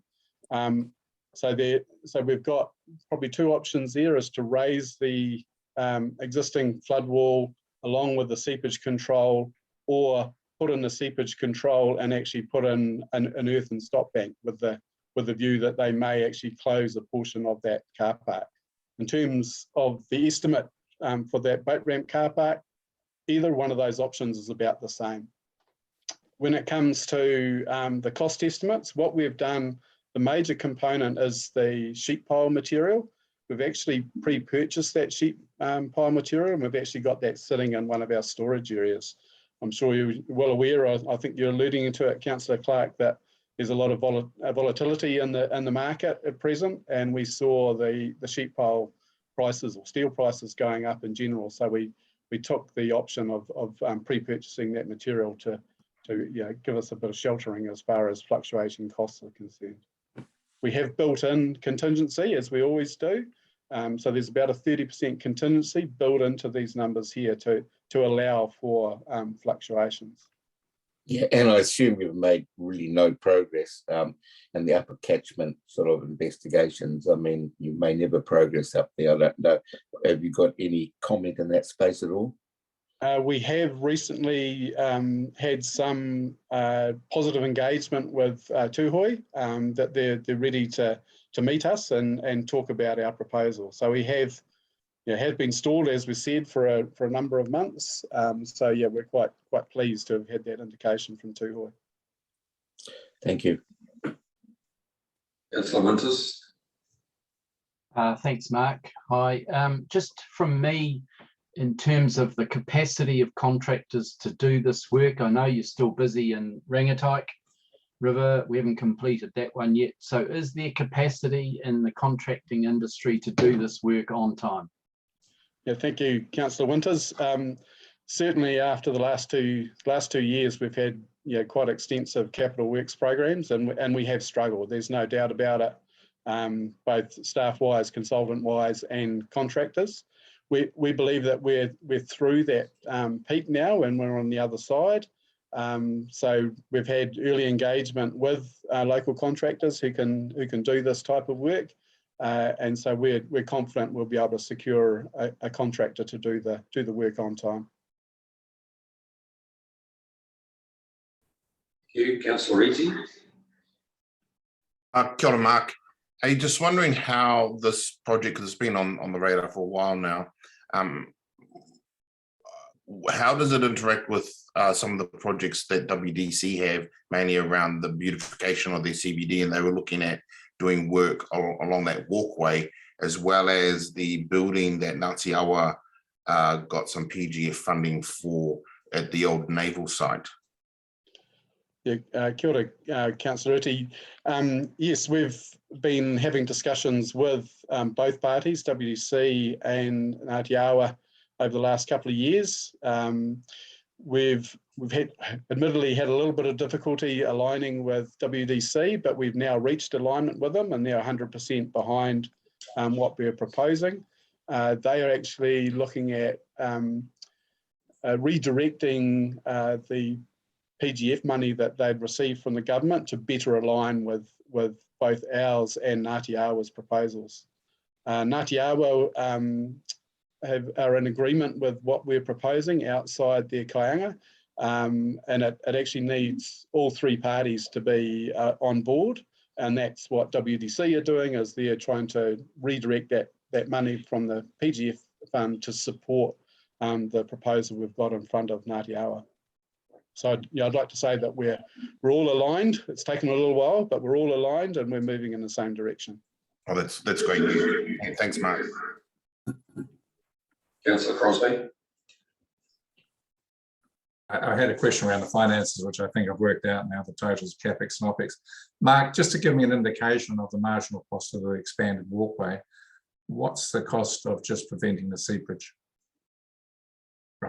So you mean instead of doing the updated foundation design? Yeah. There's actually not a huge change between the two. But they do need to go together because the location of the sheet piles needs to be within 50 millimeters of the wall. Otherwise, it doesn't perform its function. So there's probably about a 50-50 split in terms of costs, but yeah, you can't really do one without the other. Thank you. Councillor Nees. Thank you, Mark. Have we consulted with the River Scheme Advisory Group on this, and are they supportive of the additional targeted rates this is going to cause for them next annual plan? Yeah, thank you, Councillor Nees. Yes, I've been, if you like, warming up the advisory group over the last few years about the need for the project. We've well, we've gone and visited a couple of the locations as well. They were presented with these finances back in September. I won't say that they were overly pleased. I guess no one is, obviously, to see an extra $11 million, but they understand why it's needed. They've also been alerted to the possible future costs as well. So we try to give them a well-rounded story, if you like. So we'll be going back to them in late March, I think, so late this month, to talk to them again. It's just that we're not going out to consult on the annual plan. So this is just going to appear for them on their rates bill. So can you please, if you get resistance when you go back to them in March, can you come back to us with their perceptions when we do our deliberations? Because it's a substantial increase in cost of the scheme. And I'm loath to give it my unreserved sign off when I'm not certain that they are totally endorsing it. The other issue too is that I think we're still awaiting the capacity review with the scheme, and I thought I read somewhere that we were going to get the results of that in June. Have you confidence that your proposal that you're putting forward now is going to line up with the capacity review, that you're not going to have any shortfall of capacity? Yeah, so yeah, the first part of your question, yes, I will come back and convey any comments essentially from the advisory group. In terms of the capacity review, we've done our preliminary capacity review, and we've come up with the levels that we're required. We've built in a bit of contingency as well, as we always do, because we don't want to do things twice. And in terms of the capacity review, at worst, we're talking maybe 100 mils difference, and that's well within that contingency that we've allowed for. Thank you. Councillor Brunning, you did have your hand up. Has it come down? No. Okay, Councillor Clark. Yeah, Mark, digressing slightly, the impact of the recent bylaw change upstream of where these works are proposed, that's got the potential to add very significant costs into that scheme. So I guess my concern is, has that been socialised across the board as to where that's going to sit, and then melded in with these figures to give that scheme an idea going forward what the loan bearing capacity of the town is?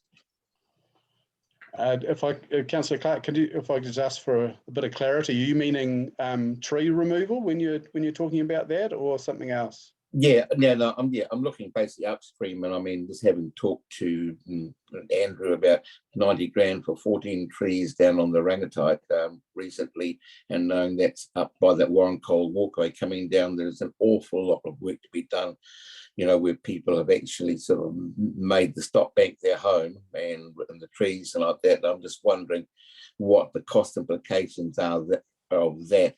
And if we add these two together, I mean, it is a town-wide upgrade of stop banks, but we're only seeing one particular proportion of it here, and I just wondered what the bigger picture was in it, you know, and the rating impact.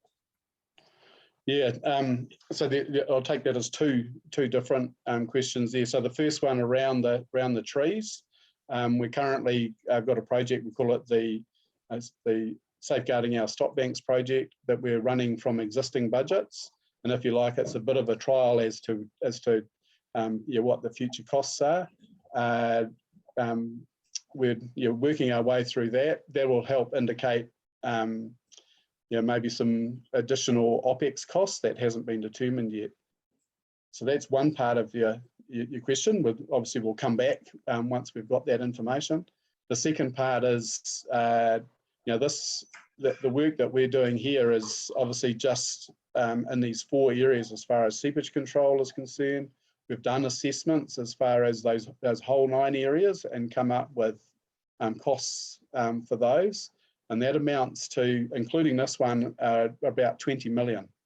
That only takes us 1.8 kilometres upstream to get past the full extent of the urban area. That's 10 kilometres. So when, in about 10 years' time, if we haven't done the upper catchment works, we could be up for tens of millions of dollars, which is why we're really pushing to go forward with these upper catchment works that we see as a whole lot more cost effective. And just one last question. The cash cow, the Whakatane District Council, is their harbour board fund, which generates, because it owns the land in there. Are they contributors to the scheme aside from WDC rate inputs, or has that been left out of the equation? Yeah, I can't really comment on that, Councillor Clark. That's more a question for WDC. Okay. Thank you, Councillor Clark. Okay, we're just about to reach the end of that. Just a point of clarification, Mark. On page 9 of the text, you refer to the fact that you're doing this work for future stop bank raising. And I presume my interpretation when it says future stop bank raising in 22, 23, 23, 24 is not that, because you don't intend raising the stop banks in 22 or 23 and 24, do you? The short answer to that is no. Yeah, so the budgets that we've put in there. So first of all, it's the seepage control. It's their foundation works. If we can raise the stop bank and we get good feedback from the community to do in that little picture there, that last little stick, there is an allowance to do that raising. It's only 100,000 per section that we've allowed in there. If the feedback is, hey, let's proceed with that following community engagement. Okay, but at the moment you wouldn't have indicated to the community what that may well do to their targeted rates. Correct. Yeah. That's right. The engagement. Sorry, the engagement. Second question. Sorry. Second question is the new boat harbour / marina on the western side of the Whakatane River further up. I trust that in the design specifications that you have, or you are an expectation they're building in the new design levels in terms of the height of the retention work around that facility, as opposed to regional council and or the ratepayers picking it up at a later date. 100% correct, Mr. Chairman. Great, thank you. Mr. Winters. Oh, happy to support, Mr. Chairman. This is a no-brainer. Okay, thank you. Right, we've got your direction there, councillors. Lower Rangatiki River upgrade, stop grade upgrade. Okay, if we could flick through, please, Tone. I think it's pretty self-explanatory, Mark. Yeah, okay, so this is the location anyway, left bank downstream of the Thornton Road. If we flick through to the next slide. So if this is depicting the stop bank and then you click again, it shows what we'd allowed for before we undertook the geotechnical investigation, that it was a simple raising. The geotechnical investigation has shown that it's made out of sand in areas, so about 2/3 of it's made out of sand, which is no good as far as a stop bank is concerned. Too much water is going to be flowing through, have seepage issues. And so we're actually following that geotechnical investigation and recommending a partial rebuild of the stop bank itself. And that's why it's gone from that 950,000 to I think it was 2.7. I think we've got it in there. In terms, okay, open for questions. Yes, councillors. Mr. Clark, you're already here? Oh, yeah. Okay, here I go. Yeah, this one does concern me. I mean, that, yes, disappointed to hear the things made out of sand, just that we didn't get it right the first time. In terms of the geotech scoping, so we're going to have to redo a bit more. And also there was always that question that's downstream the Rangitai at the mouth, if it were enlarged in times of flooding, would it take the pressure off that bank? I know you've heard those before, but I guess it seems an awful lot of money, to be going down what's probably 500 meters of area that doesn't have a large population behind it. But one would hope that this, Mark, is your last ask for the Rangataiki for an awful long time. Yeah, thank you, Councillor Clark. Just to clarify a couple of things there. Just because the nature of the Rangataiki plains, if water passes through or over this section of stop bank, it actually floods right the way through to the Tauranga River. And there's a substantial number of both houses and rural property that would get inundated in that type of flood event. In terms of the geotech, yeah, the Rangataiki River and stop banks is a different beast, if you like, to the rest of the schemes, where we've got all of these different layers of coarse sand, which has caused us all sorts of issues in the past. Our geotech investigations of the other rivers show a lot better material, I'm pleased to say. So whether it's the last, I can't guarantee that, Councillor Clark. We do have, of course, subsidence issues on the Rangataiki plains as well. So, just earmarking in the future, we may need to do some, in terms of scale, smaller pieces of work, but we can never say never as far as additional work is required. Cheers, Mark. Couple of questions for me. Firstly, the new works or the recently completed works we've done to the east on the flood diversion project, so that's next to Craig Hammond's place. I take it that meets the new design specification for the raising here? Correct, yeah. Okay.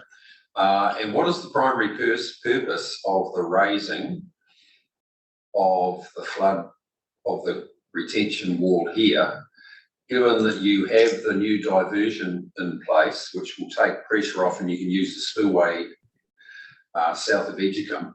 Is this to accommodate increased flood levels in the Rangataiki River, or is it to increase the climate change sea level rise component of it? Yeah, good question, Mr. Chairman. So the dominating factor as we get lower down the river is sea level rise. And so obviously we're very close to the sea here. And so you're correct, we're raising primarily because of sea level rise. Secondly, because of settlement of the stop bank. And then thirdly, just the capacity review has shown that we do have increased flows coming down there. Great, thank you for that. No further, Councillor White. Yeah, just quickly, thanks for the presentation. It's a no-brainer to me that you've got to rebuild the majority of this particular structure.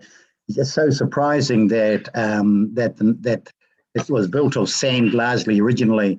You know, it's obviously you haven't heard that putting your castle on shifting sand will never work. So, gee, technically a major blew somewhere in the past and they ignored that. But yeah, technically I would argue absolutely support the rebuild and making sure you've got the right material in there as the geotech experts have said. So totally support it, mate. Right, thank you, councillors. We've got your consensus there, which is all positive. So that's in the mix. That takes us to policy change as a statement of proposal. Oh, sorry, missed out one, which is the Rotorua catchments. Grant. Kia ora, Chairman. Chris Ingle here. Covering for Helen Cray, who's fallen ill, so she's out of action for a wee while, so I'll do my best. This has been discussed, and of course the timing is good because we had at Monitoring and Operations Helen and Scott Kusabs, the team leader of her team, presenting on some of this very work that has been done over the last couple of years. So councillors have just seen photos and discussion about the benefits of it. So what we found ourselves, and I draw your attention to page 12 of the agenda pack, where there's a table there that shows how much the demand has, page 13, how much the demand for this sustainable land use type activity has risen in the lakes catchments. And, oh, by the way, Councillor Neese, yes, it is all the lakes, not just Lake Rotorua or the Deed Lakes, all of them. And so the service that's been made available to landowners has been taken up with vigour, and I think that's probably been helped along by the Jobs for Nature and the MPI funding for the Billion Trees program. So there has been extra funding available, and it's enabled us to do a lot more work. And so what we've realised with that funding coming to an end, the demand is still there. And what do we do when we've only got the traditional old budget of 170,000 a year, which is not really consistent with other parts of the region? In the past, we were able to sort of manage things using other budgets that were underspent at the end of the year. And the council asked me to come back with the detail on that. So the detail on that was that it was consultant costs relating to activities like the Rotorua Incentive Scheme administration and the Land Use Advice and Support Service. So we had budgets there which were quite healthy, and we were able to use our unders and overs management at the end of financial year to get extra work done there on the ground in terms of fencing and planting on farmers' lands, and therefore managing the impacts of farming in terms of nutrients getting into the waterways and into the lake. Unfortunately, of course, with that element of deed funding coming to a close in June, we won't have that ability to use those unders and overs anymore. So that's why we've come to you with a proposal for extra funding. And I understand from listening today that times are difficult for that. So we do have some options there for lesser amounts, if that is your choice. But yeah, my preference would be to increase that budget as per option 1. Thank you. Happy to answer any questions. Thank you, Mr. Ingles. So essentially, as indicated, the decision for councillors here is whether you want to front-end load this for 330 or whether you want to stage it, given that some of the annual plan budget has already been made a provision for in terms of giving commitments to people wanting to do this that will come through the next year. So essentially, that's your decision. Do you want to front-end load it with the whole 330 or do you want to stage it? Councillor Neese? Thank you. I just want to clarify, we haven't been using deed funding to do work in non-deed lake areas, have we? It's been our rated money that was matching deed funding that we potentially were using. Yes, or that's my understanding, Councillor. In some of the details, I really need to have Helen Cray here because she understands the budgets to a level of detail that I don't. But I believe we're sticking to the Right. I mean, in principle, I support funding for EPs and Rotorua Lakes. I still feel there's a bit of inequity where everywhere else our EP programs are 100% general rated, and in the Rotorua area, they're 50% target funded and 50% general funded. And I think we need to look at that in the future because it does seem to me to be inequitable. I'm very conscious of the fact that we are under funding pressure, and I'm very conscious of the fact that there has been a lot of funding flowing through the system because of the government funding. So I guess where I'm coming from is I support some additional funding, perhaps not all of the amount that you've asked for. Maybe it can be staged, and I'd request a funding review when we get to the long-term plan to see if it's still appropriate, particularly for the non-deed portions of Rotorua, to be paying 50% of the targeted rate for these EPs. Thank you, Councillor Nees. So just to accommodate Councillor Nees's views, Mr. Engel, the recommendation you've got here, whether it's staged or whether it's the full amount of 1 year, you are requesting that commitment for 330,000 is ongoing. It's not a one-off. So every year, your expectation currently is this will be a minimum that's going forward. Right? Yes, that's correct. Yeah. Okay. Thank you, Councillor Winters. Yeah, Jane, on page 14, there's option 1 and option 2. We could do half this year and half next year. But my question to Chris is, if we gave you the 330 all this year, would it be fully subscribed? Oh, this year we're fully subscribed, and you'll see that from the table on page 13, oversubscribed actually. So next year I fully expect we'd be oversubscribed even with 550. So the demand is very healthy out there, which is a good thing. Yeah. I doubt that I'm going to have any change. Happy to support, Mr. Chairman. This is, people would have seen this yesterday, the benefits to our environment, aka land use, wetland creation, less nutrient flows into the lake are just, this is what we're here for. This is our environment, and happy to support, Mr. Chairman. Clarification, Councillor Winters, what are you supporting? You're supporting the 330 right up front or a staged approach as suggested by Councillor Nees? Either or. Look, if Councillor Nees wants to propose the 166, 165 in first year, and then up to 330, so that we can get our work programs up to spec. Yeah, but either or, 1 or 2. Okay, thank you, Councillor White. Yeah, I support, Mr. Chair, I support the 330. I think, as Chris has said, you know, even I know we're faced with financial challenges and this has to be rationalised, but he's got a full book. It's fully booked up. I know on the ground the enthusiasm out there is great. You know, the people are coming from all over the place, including iwi. A lot of iwi as well are getting involved in this space. You know, all desiring to clean up, and I know it's a great thing. We've seen this yesterday. So I'm supporting 330, and yeah, so I'll leave it there. Okay, Councillor Thurston. Thank you, Chairman. Look, having argued for Tauranga all morning or nearly all day, it's nice to be arguing for a small something coming towards our way. I can see you, Norm. Take that look off your face. No,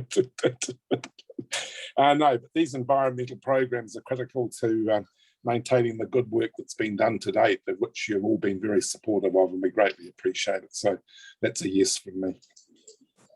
Thank you, Councillor Crosby. Yes, I do support the 330 to keep momentum going. The worst thing you can do in these circumstances is pull back. It sends the wrong message. And of course, the benefit for these is incredible in terms of relationships, let alone environmental outcomes. And it's, as I understand, it's 50% targeted rated, 50% general rated, and always happy to support my Rotorua colleagues. Councillor Von Battleton. Yeah, I I do support the 330 if we can find the funds. That's going to be the issue without having to put up rates. So I want staff to look at that and look at the future of the level of targeted. At 50-50, we seem to be either going 80-20 or 100% targeted these days. And it's very nice of you, Mr. Thurston, to support spending money for Tauranga ratepayers. But they're the ones who pay it, not you. You don't pay a penny because it's 100% targeted rates in transport.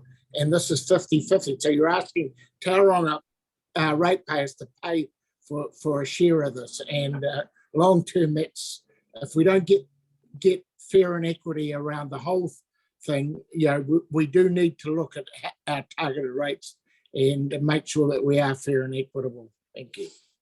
I didn't know. I'd think it was election year. Yeah.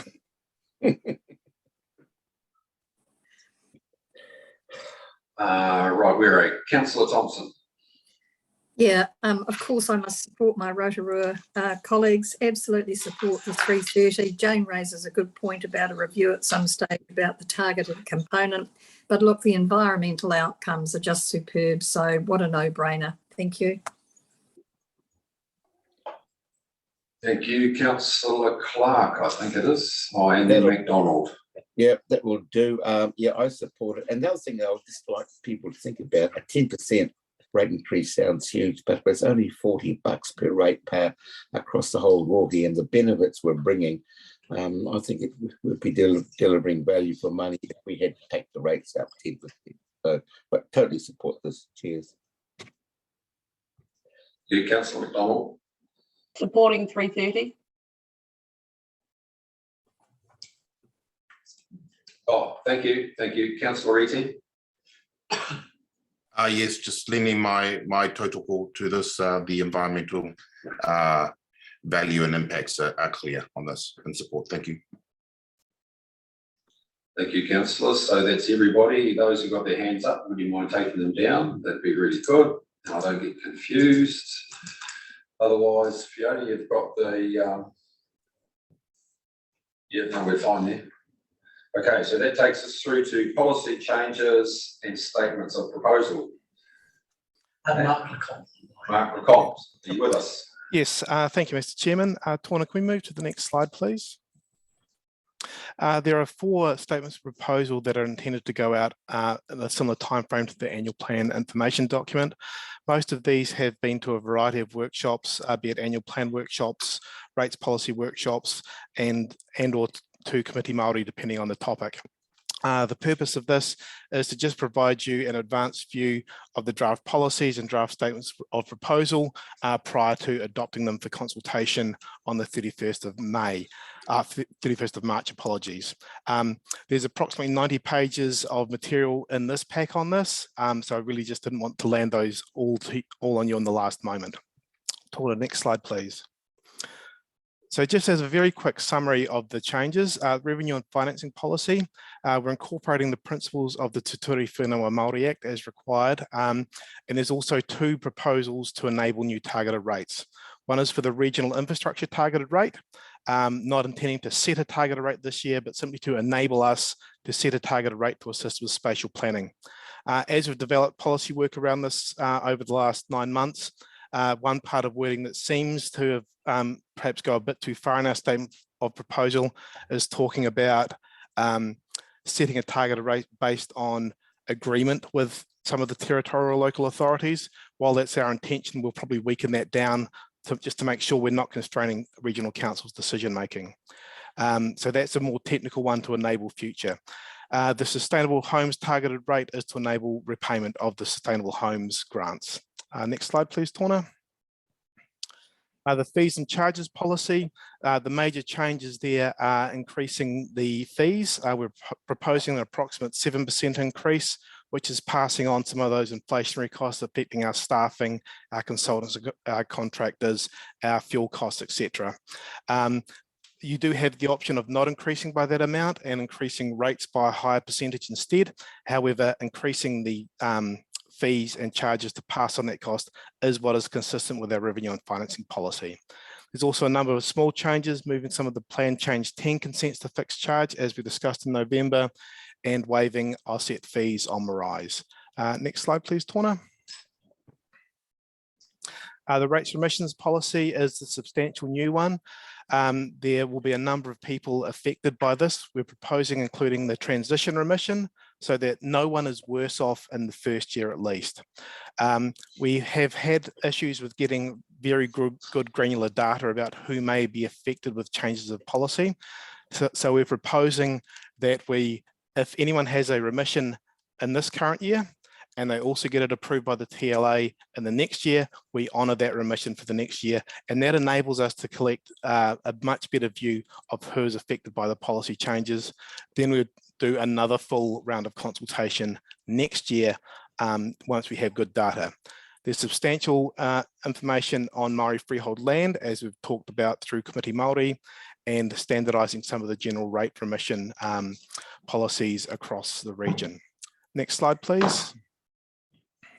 The last one is a proposal to become a shareholder of a regional shared service organisation. We currently already get services from this organisation. This isn't going to cost us anymore. It isn't necessarily changing what services we agree to get from them, but it just enables us to better influence those service deliveries and get a better unified voice.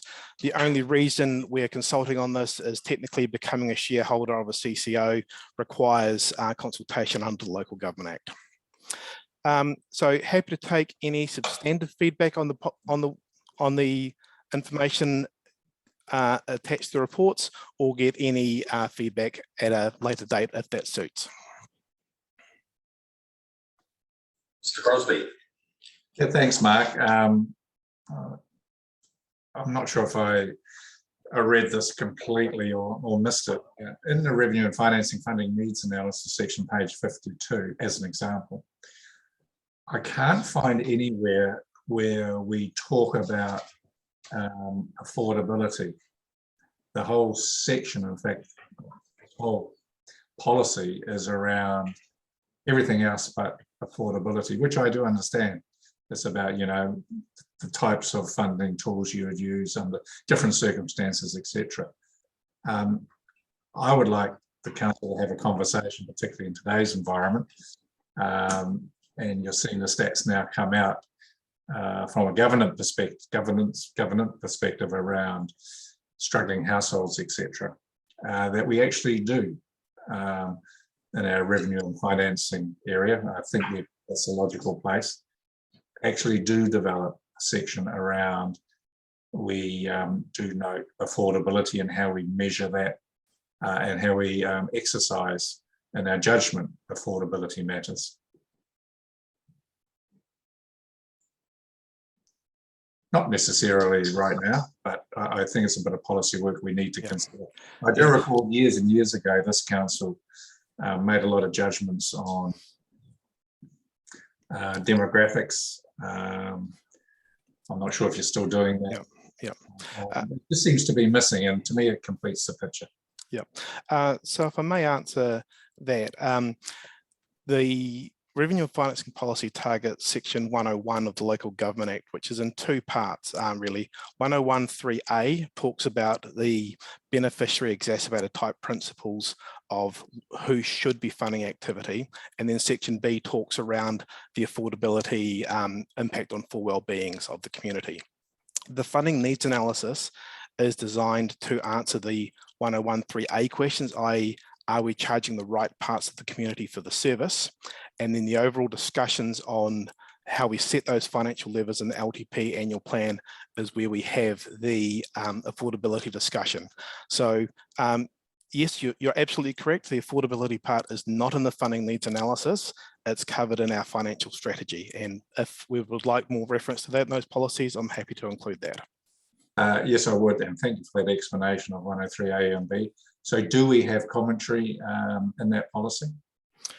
On the funding needs analysis, on affordability, off the top of my head, I don't believe so. I'd have to check in detail. Definitely not in the funding needs analysis. No, it's not. So yeah, and I understand the separation of that in terms of the Act. So at some point, I'd like to see the policy that relates to 103B. Yep. It's there. It's a piece of work, I think, not for now, because this is an allocation of resources, but particularly for the committee to consider that matter, particularly in today's environment. And look, it's only going to be exacerbated over the next few years. Thank you, Councillor Crosby. Councillor Winters. Oh, Mark, the regional infrastructure targeted rate. So you just said that it's just purely for spatial planning. Is that what I heard? Apologies if I gave you that impression. The reason we're doing the consultation for this time is to bring it back into our funding mix as a potential for spatial planning.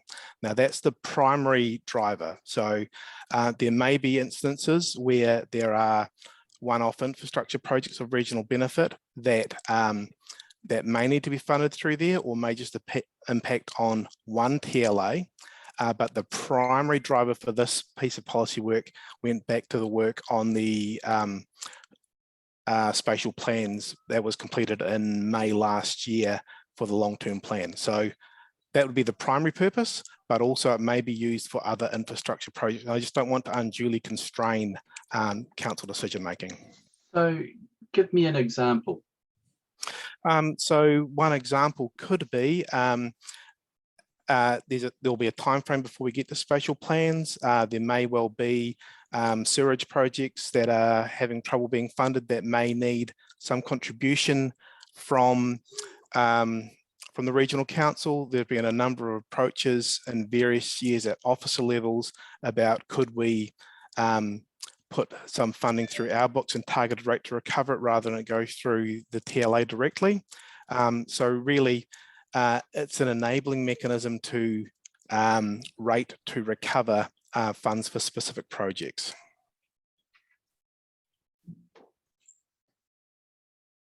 Okay, thank you, Councillor Neese.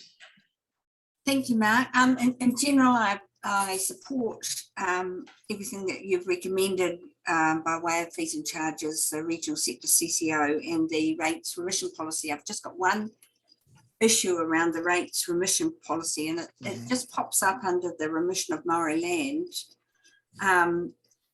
For remission of Maori land under development, is there a time frame? What happens if people say that we plan to develop it, but it never actually happens? How long do we accept that it's going to be developed? Does it have to be actively being developed before we remit it? Yeah, so thank you for that comment. That's an area we've actually got a discussion with Philip Jones, quite well recognised rating expert, on Friday to go through some of the detailed feedback on these. Our policies as adopted, as proposed, are drawing on what all the other TLAs have. So we haven't tried to make them more onerous, particularly as we deal with a lower rating burden, but it is about having a realistic timing. So yes, I can make that absolutely more clear. It's not intended to be a stopgap, but the intention is to promote development of Maori freehold land where it's possible to. The other question in that area was there's a remission in C on page 110 where there's a remission that land provides value for protection of coastal land and natural indigenous biodiversity. And my question is, have we ever considered making a remission like that on general land? I know we have QE2 covenant remissions, but why is this particular provision only on Maori land? So there are two perhaps short answers to that. Yes, we did discuss that at the rates workshop in October or September last year about the type of things we want to incentivise on general land. So that's, for instance, we decided not to incentivise development on general land. The reason why that particular area comes up on Maori freehold land is that it's one of the considerations in the Local Government Act around remissions on Maori freehold land. So it's a specific provision from the Local Government Act. Okay, I'm not questioning it for Maori land at all. It's just there is value in other people providing or ensuring that that land is protected. So just a question. Yep.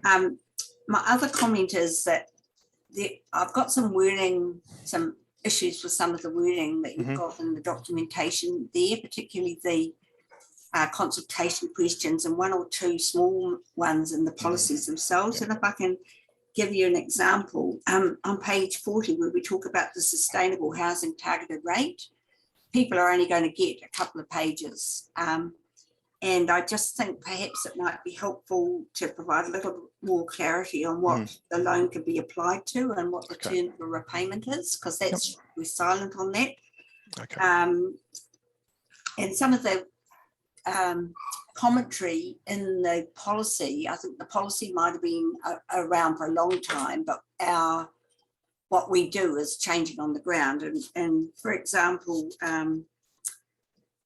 where is it? On page 45, when we're talking about sources of operation OPEX, we give some activities are best funded from user fees and charges such as bus fares. And I felt a bit uncomfortable with that since we're making a whole lot of bus fares free.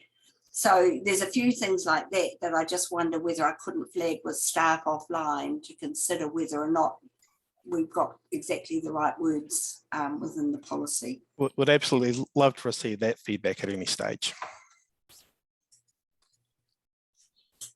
Fine, thank you. Councillor Eaty, you did have your hand up, but it's gone now. Yeah, happy? Okay. So councillors, without any further feedback, that takes us to a summary position, which is where have we got to as a result of your deliberations and instructions today, noting that you do not make a final decision on this until May. So you have an opportunity to have another recut if you want to. So Matt or Fiona. Thank you, councillors, and we appreciate all of the direction and also how difficult it is in terms of Zoom hui and trying to catch your hands and make sure that the good news is that we can see you clearly on the screen. So in summary, I still need direction in terms of CPI and particularly in terms of fees and charges, and also how to look to accommodate CPI increases across the budget, which I'll ask you at the end.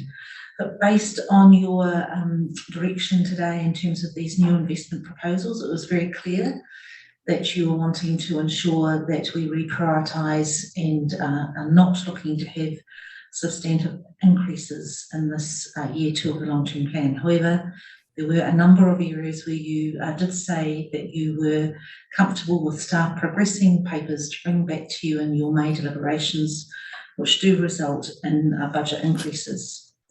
These were in terms of the Whakatane River Urban Flood Seepage, the Rangitaki River Stock Bank, the Rotorua Catchment Environmental Program grants, the assessment of emerging contaminants at Mount Maunganui, then all of the spatial planning ones, certainly looking at reprioritisation there was the request. For the Tauranga Public Transport Trial, to take that back to the Public Transport Committee next week, and particularly look at the scope, at looking at Wakakatahi funding, and also you were very clear in your direction in terms of a limited targeted rates increase. And so that will go back and get further direction from the PT Committee before it comes back to you. For the TERP, or the Transport Emissions Reduction Plan, looking to reprioritise funding as much as possible as we can towards that. And we need to look for other funding sources for the hydrogen bus trial. Based on all of that direction, we can see that for those new investment proposals, that currently equates to a 1% general rates increase. In addition to that, there is the 750,000 that we mentioned in terms of the vessel recovery this morning. And if I am presuming that councillors would consider the CPI increases to fees and charges, and so therefore we have the CPI increase across other parts of the business.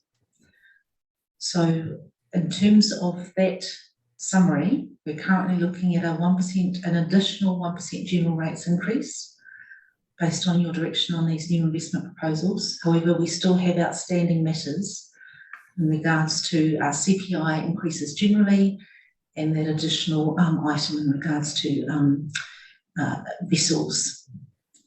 So Fiona, can I just clarify that in terms of what you've just outlined, that the on-demand trial is not in there, and it's not in there because we effectively can't make that live for at least another 12 months. So it falls outside the next annual planning period. Yes, so what we want to come back into the workshop is talk about the scope, the budget, I think the timing of it, and being very clear in terms of when that can start in the next financial year.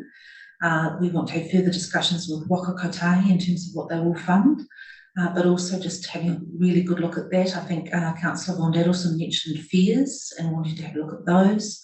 And so we really need to make that work with a potentially reduced scope and budget. But the direction I was given was really any reluctance to use large targeted rates, and certainly not a $2 million trial was the direction that people gave. And I think that will definitely come back to your May deliberations. So we'll work with the PT Trans Committee next week, and then we'll come back to you. Can I just say something there? Some councillors spoke out against an increase in the targeted rate. I wasn't one of them. I'm expecting that we will have a reduced scope, but that there will still need to be an increase in the targeted rate. So I don't know that we got a majority view on that targeted rate issue, because I'm certainly expecting a reduced scope, but still funded through. Oh, thank you, Councillor Thompson, and that gives us options to go into that workshop next week. So thank you, we will take that on board in terms of that direction. And certainly there was quite mixed direction given, but I am sure after that PT Committee workshop next week, we'll be able to come with you with a more firmed up proposal for your May deliberations. Okay, anything else, councillors?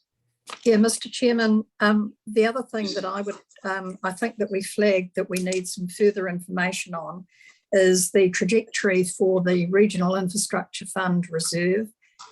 We need to understand the analysis around Toi Moana, the additional 25 million, and whether there's any opportunity to take any of that to put into an equalisation reserve.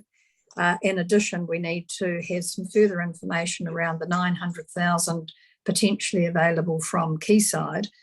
So certainly when we get our next lot of papers, I'd like to see some further work having been done in that space, if that's possible. Thank you.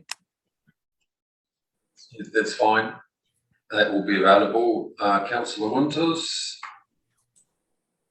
Can Mr. I Chairman, just clarify before you, Councillor Winters, Councillor Thompson, you're basically saying to me, keep all of those financial levers open and come back with more information on those.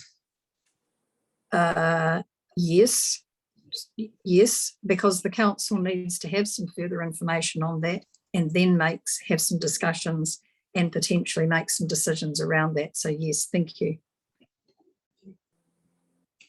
Kevin? Just one other thing, in light of the presentation yesterday at Monitoring and Ops, Santiago's presentation, carbon sequestration and the like, there's nothing in this year for next year to pursue those options. Fiona, do we need to put some pūtea aside to look at that long term?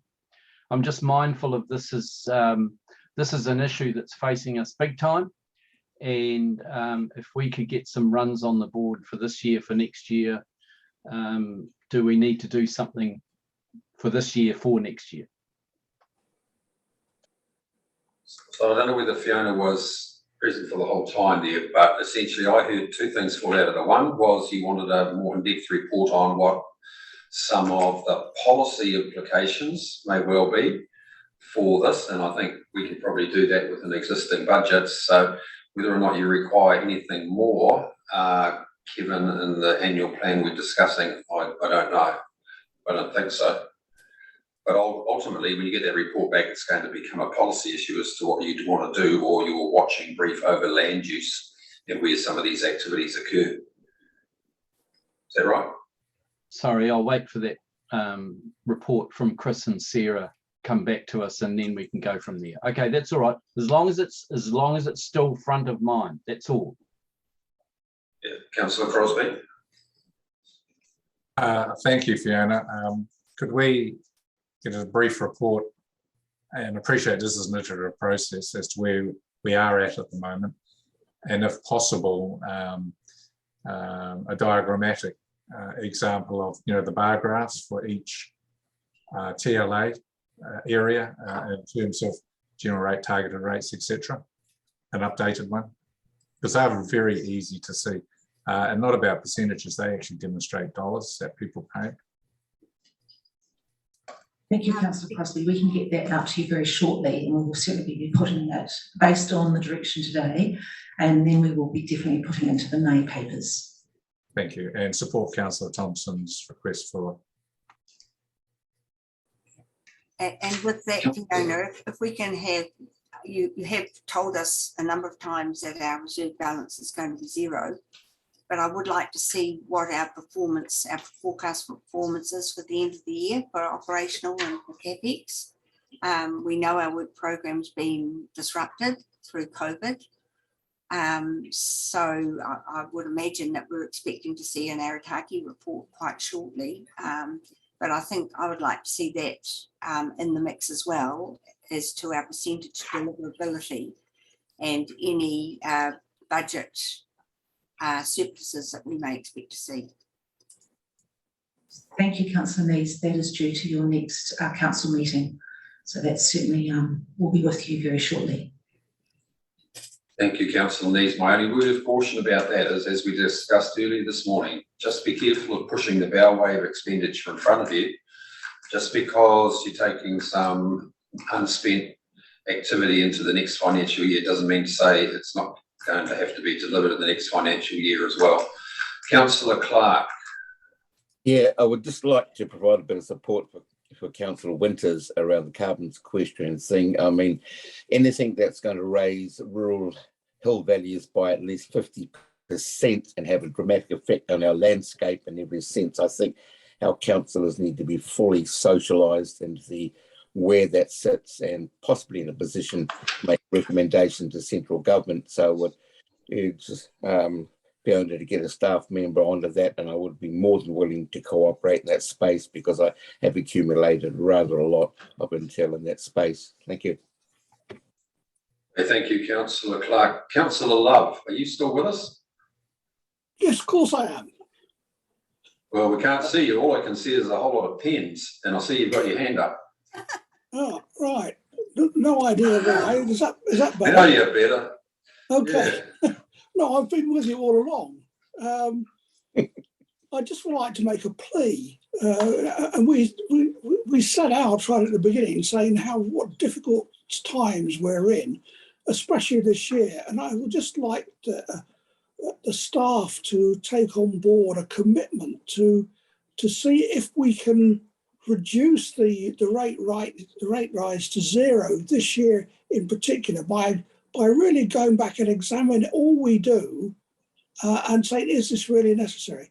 Now, I appreciate some of that may mean that we have to look at the CEO's KPIs, but I really do think that this is what we ought to be doing on occasions, instead of just always just ploughing on, expanding and expanding what we do. We ought to be looking to see what is necessary in the age we live in. Thank you, David. Right, councillors, with that comment, that brings us to the end of the workshop. So what I'm going to do now is ask that we go out of recording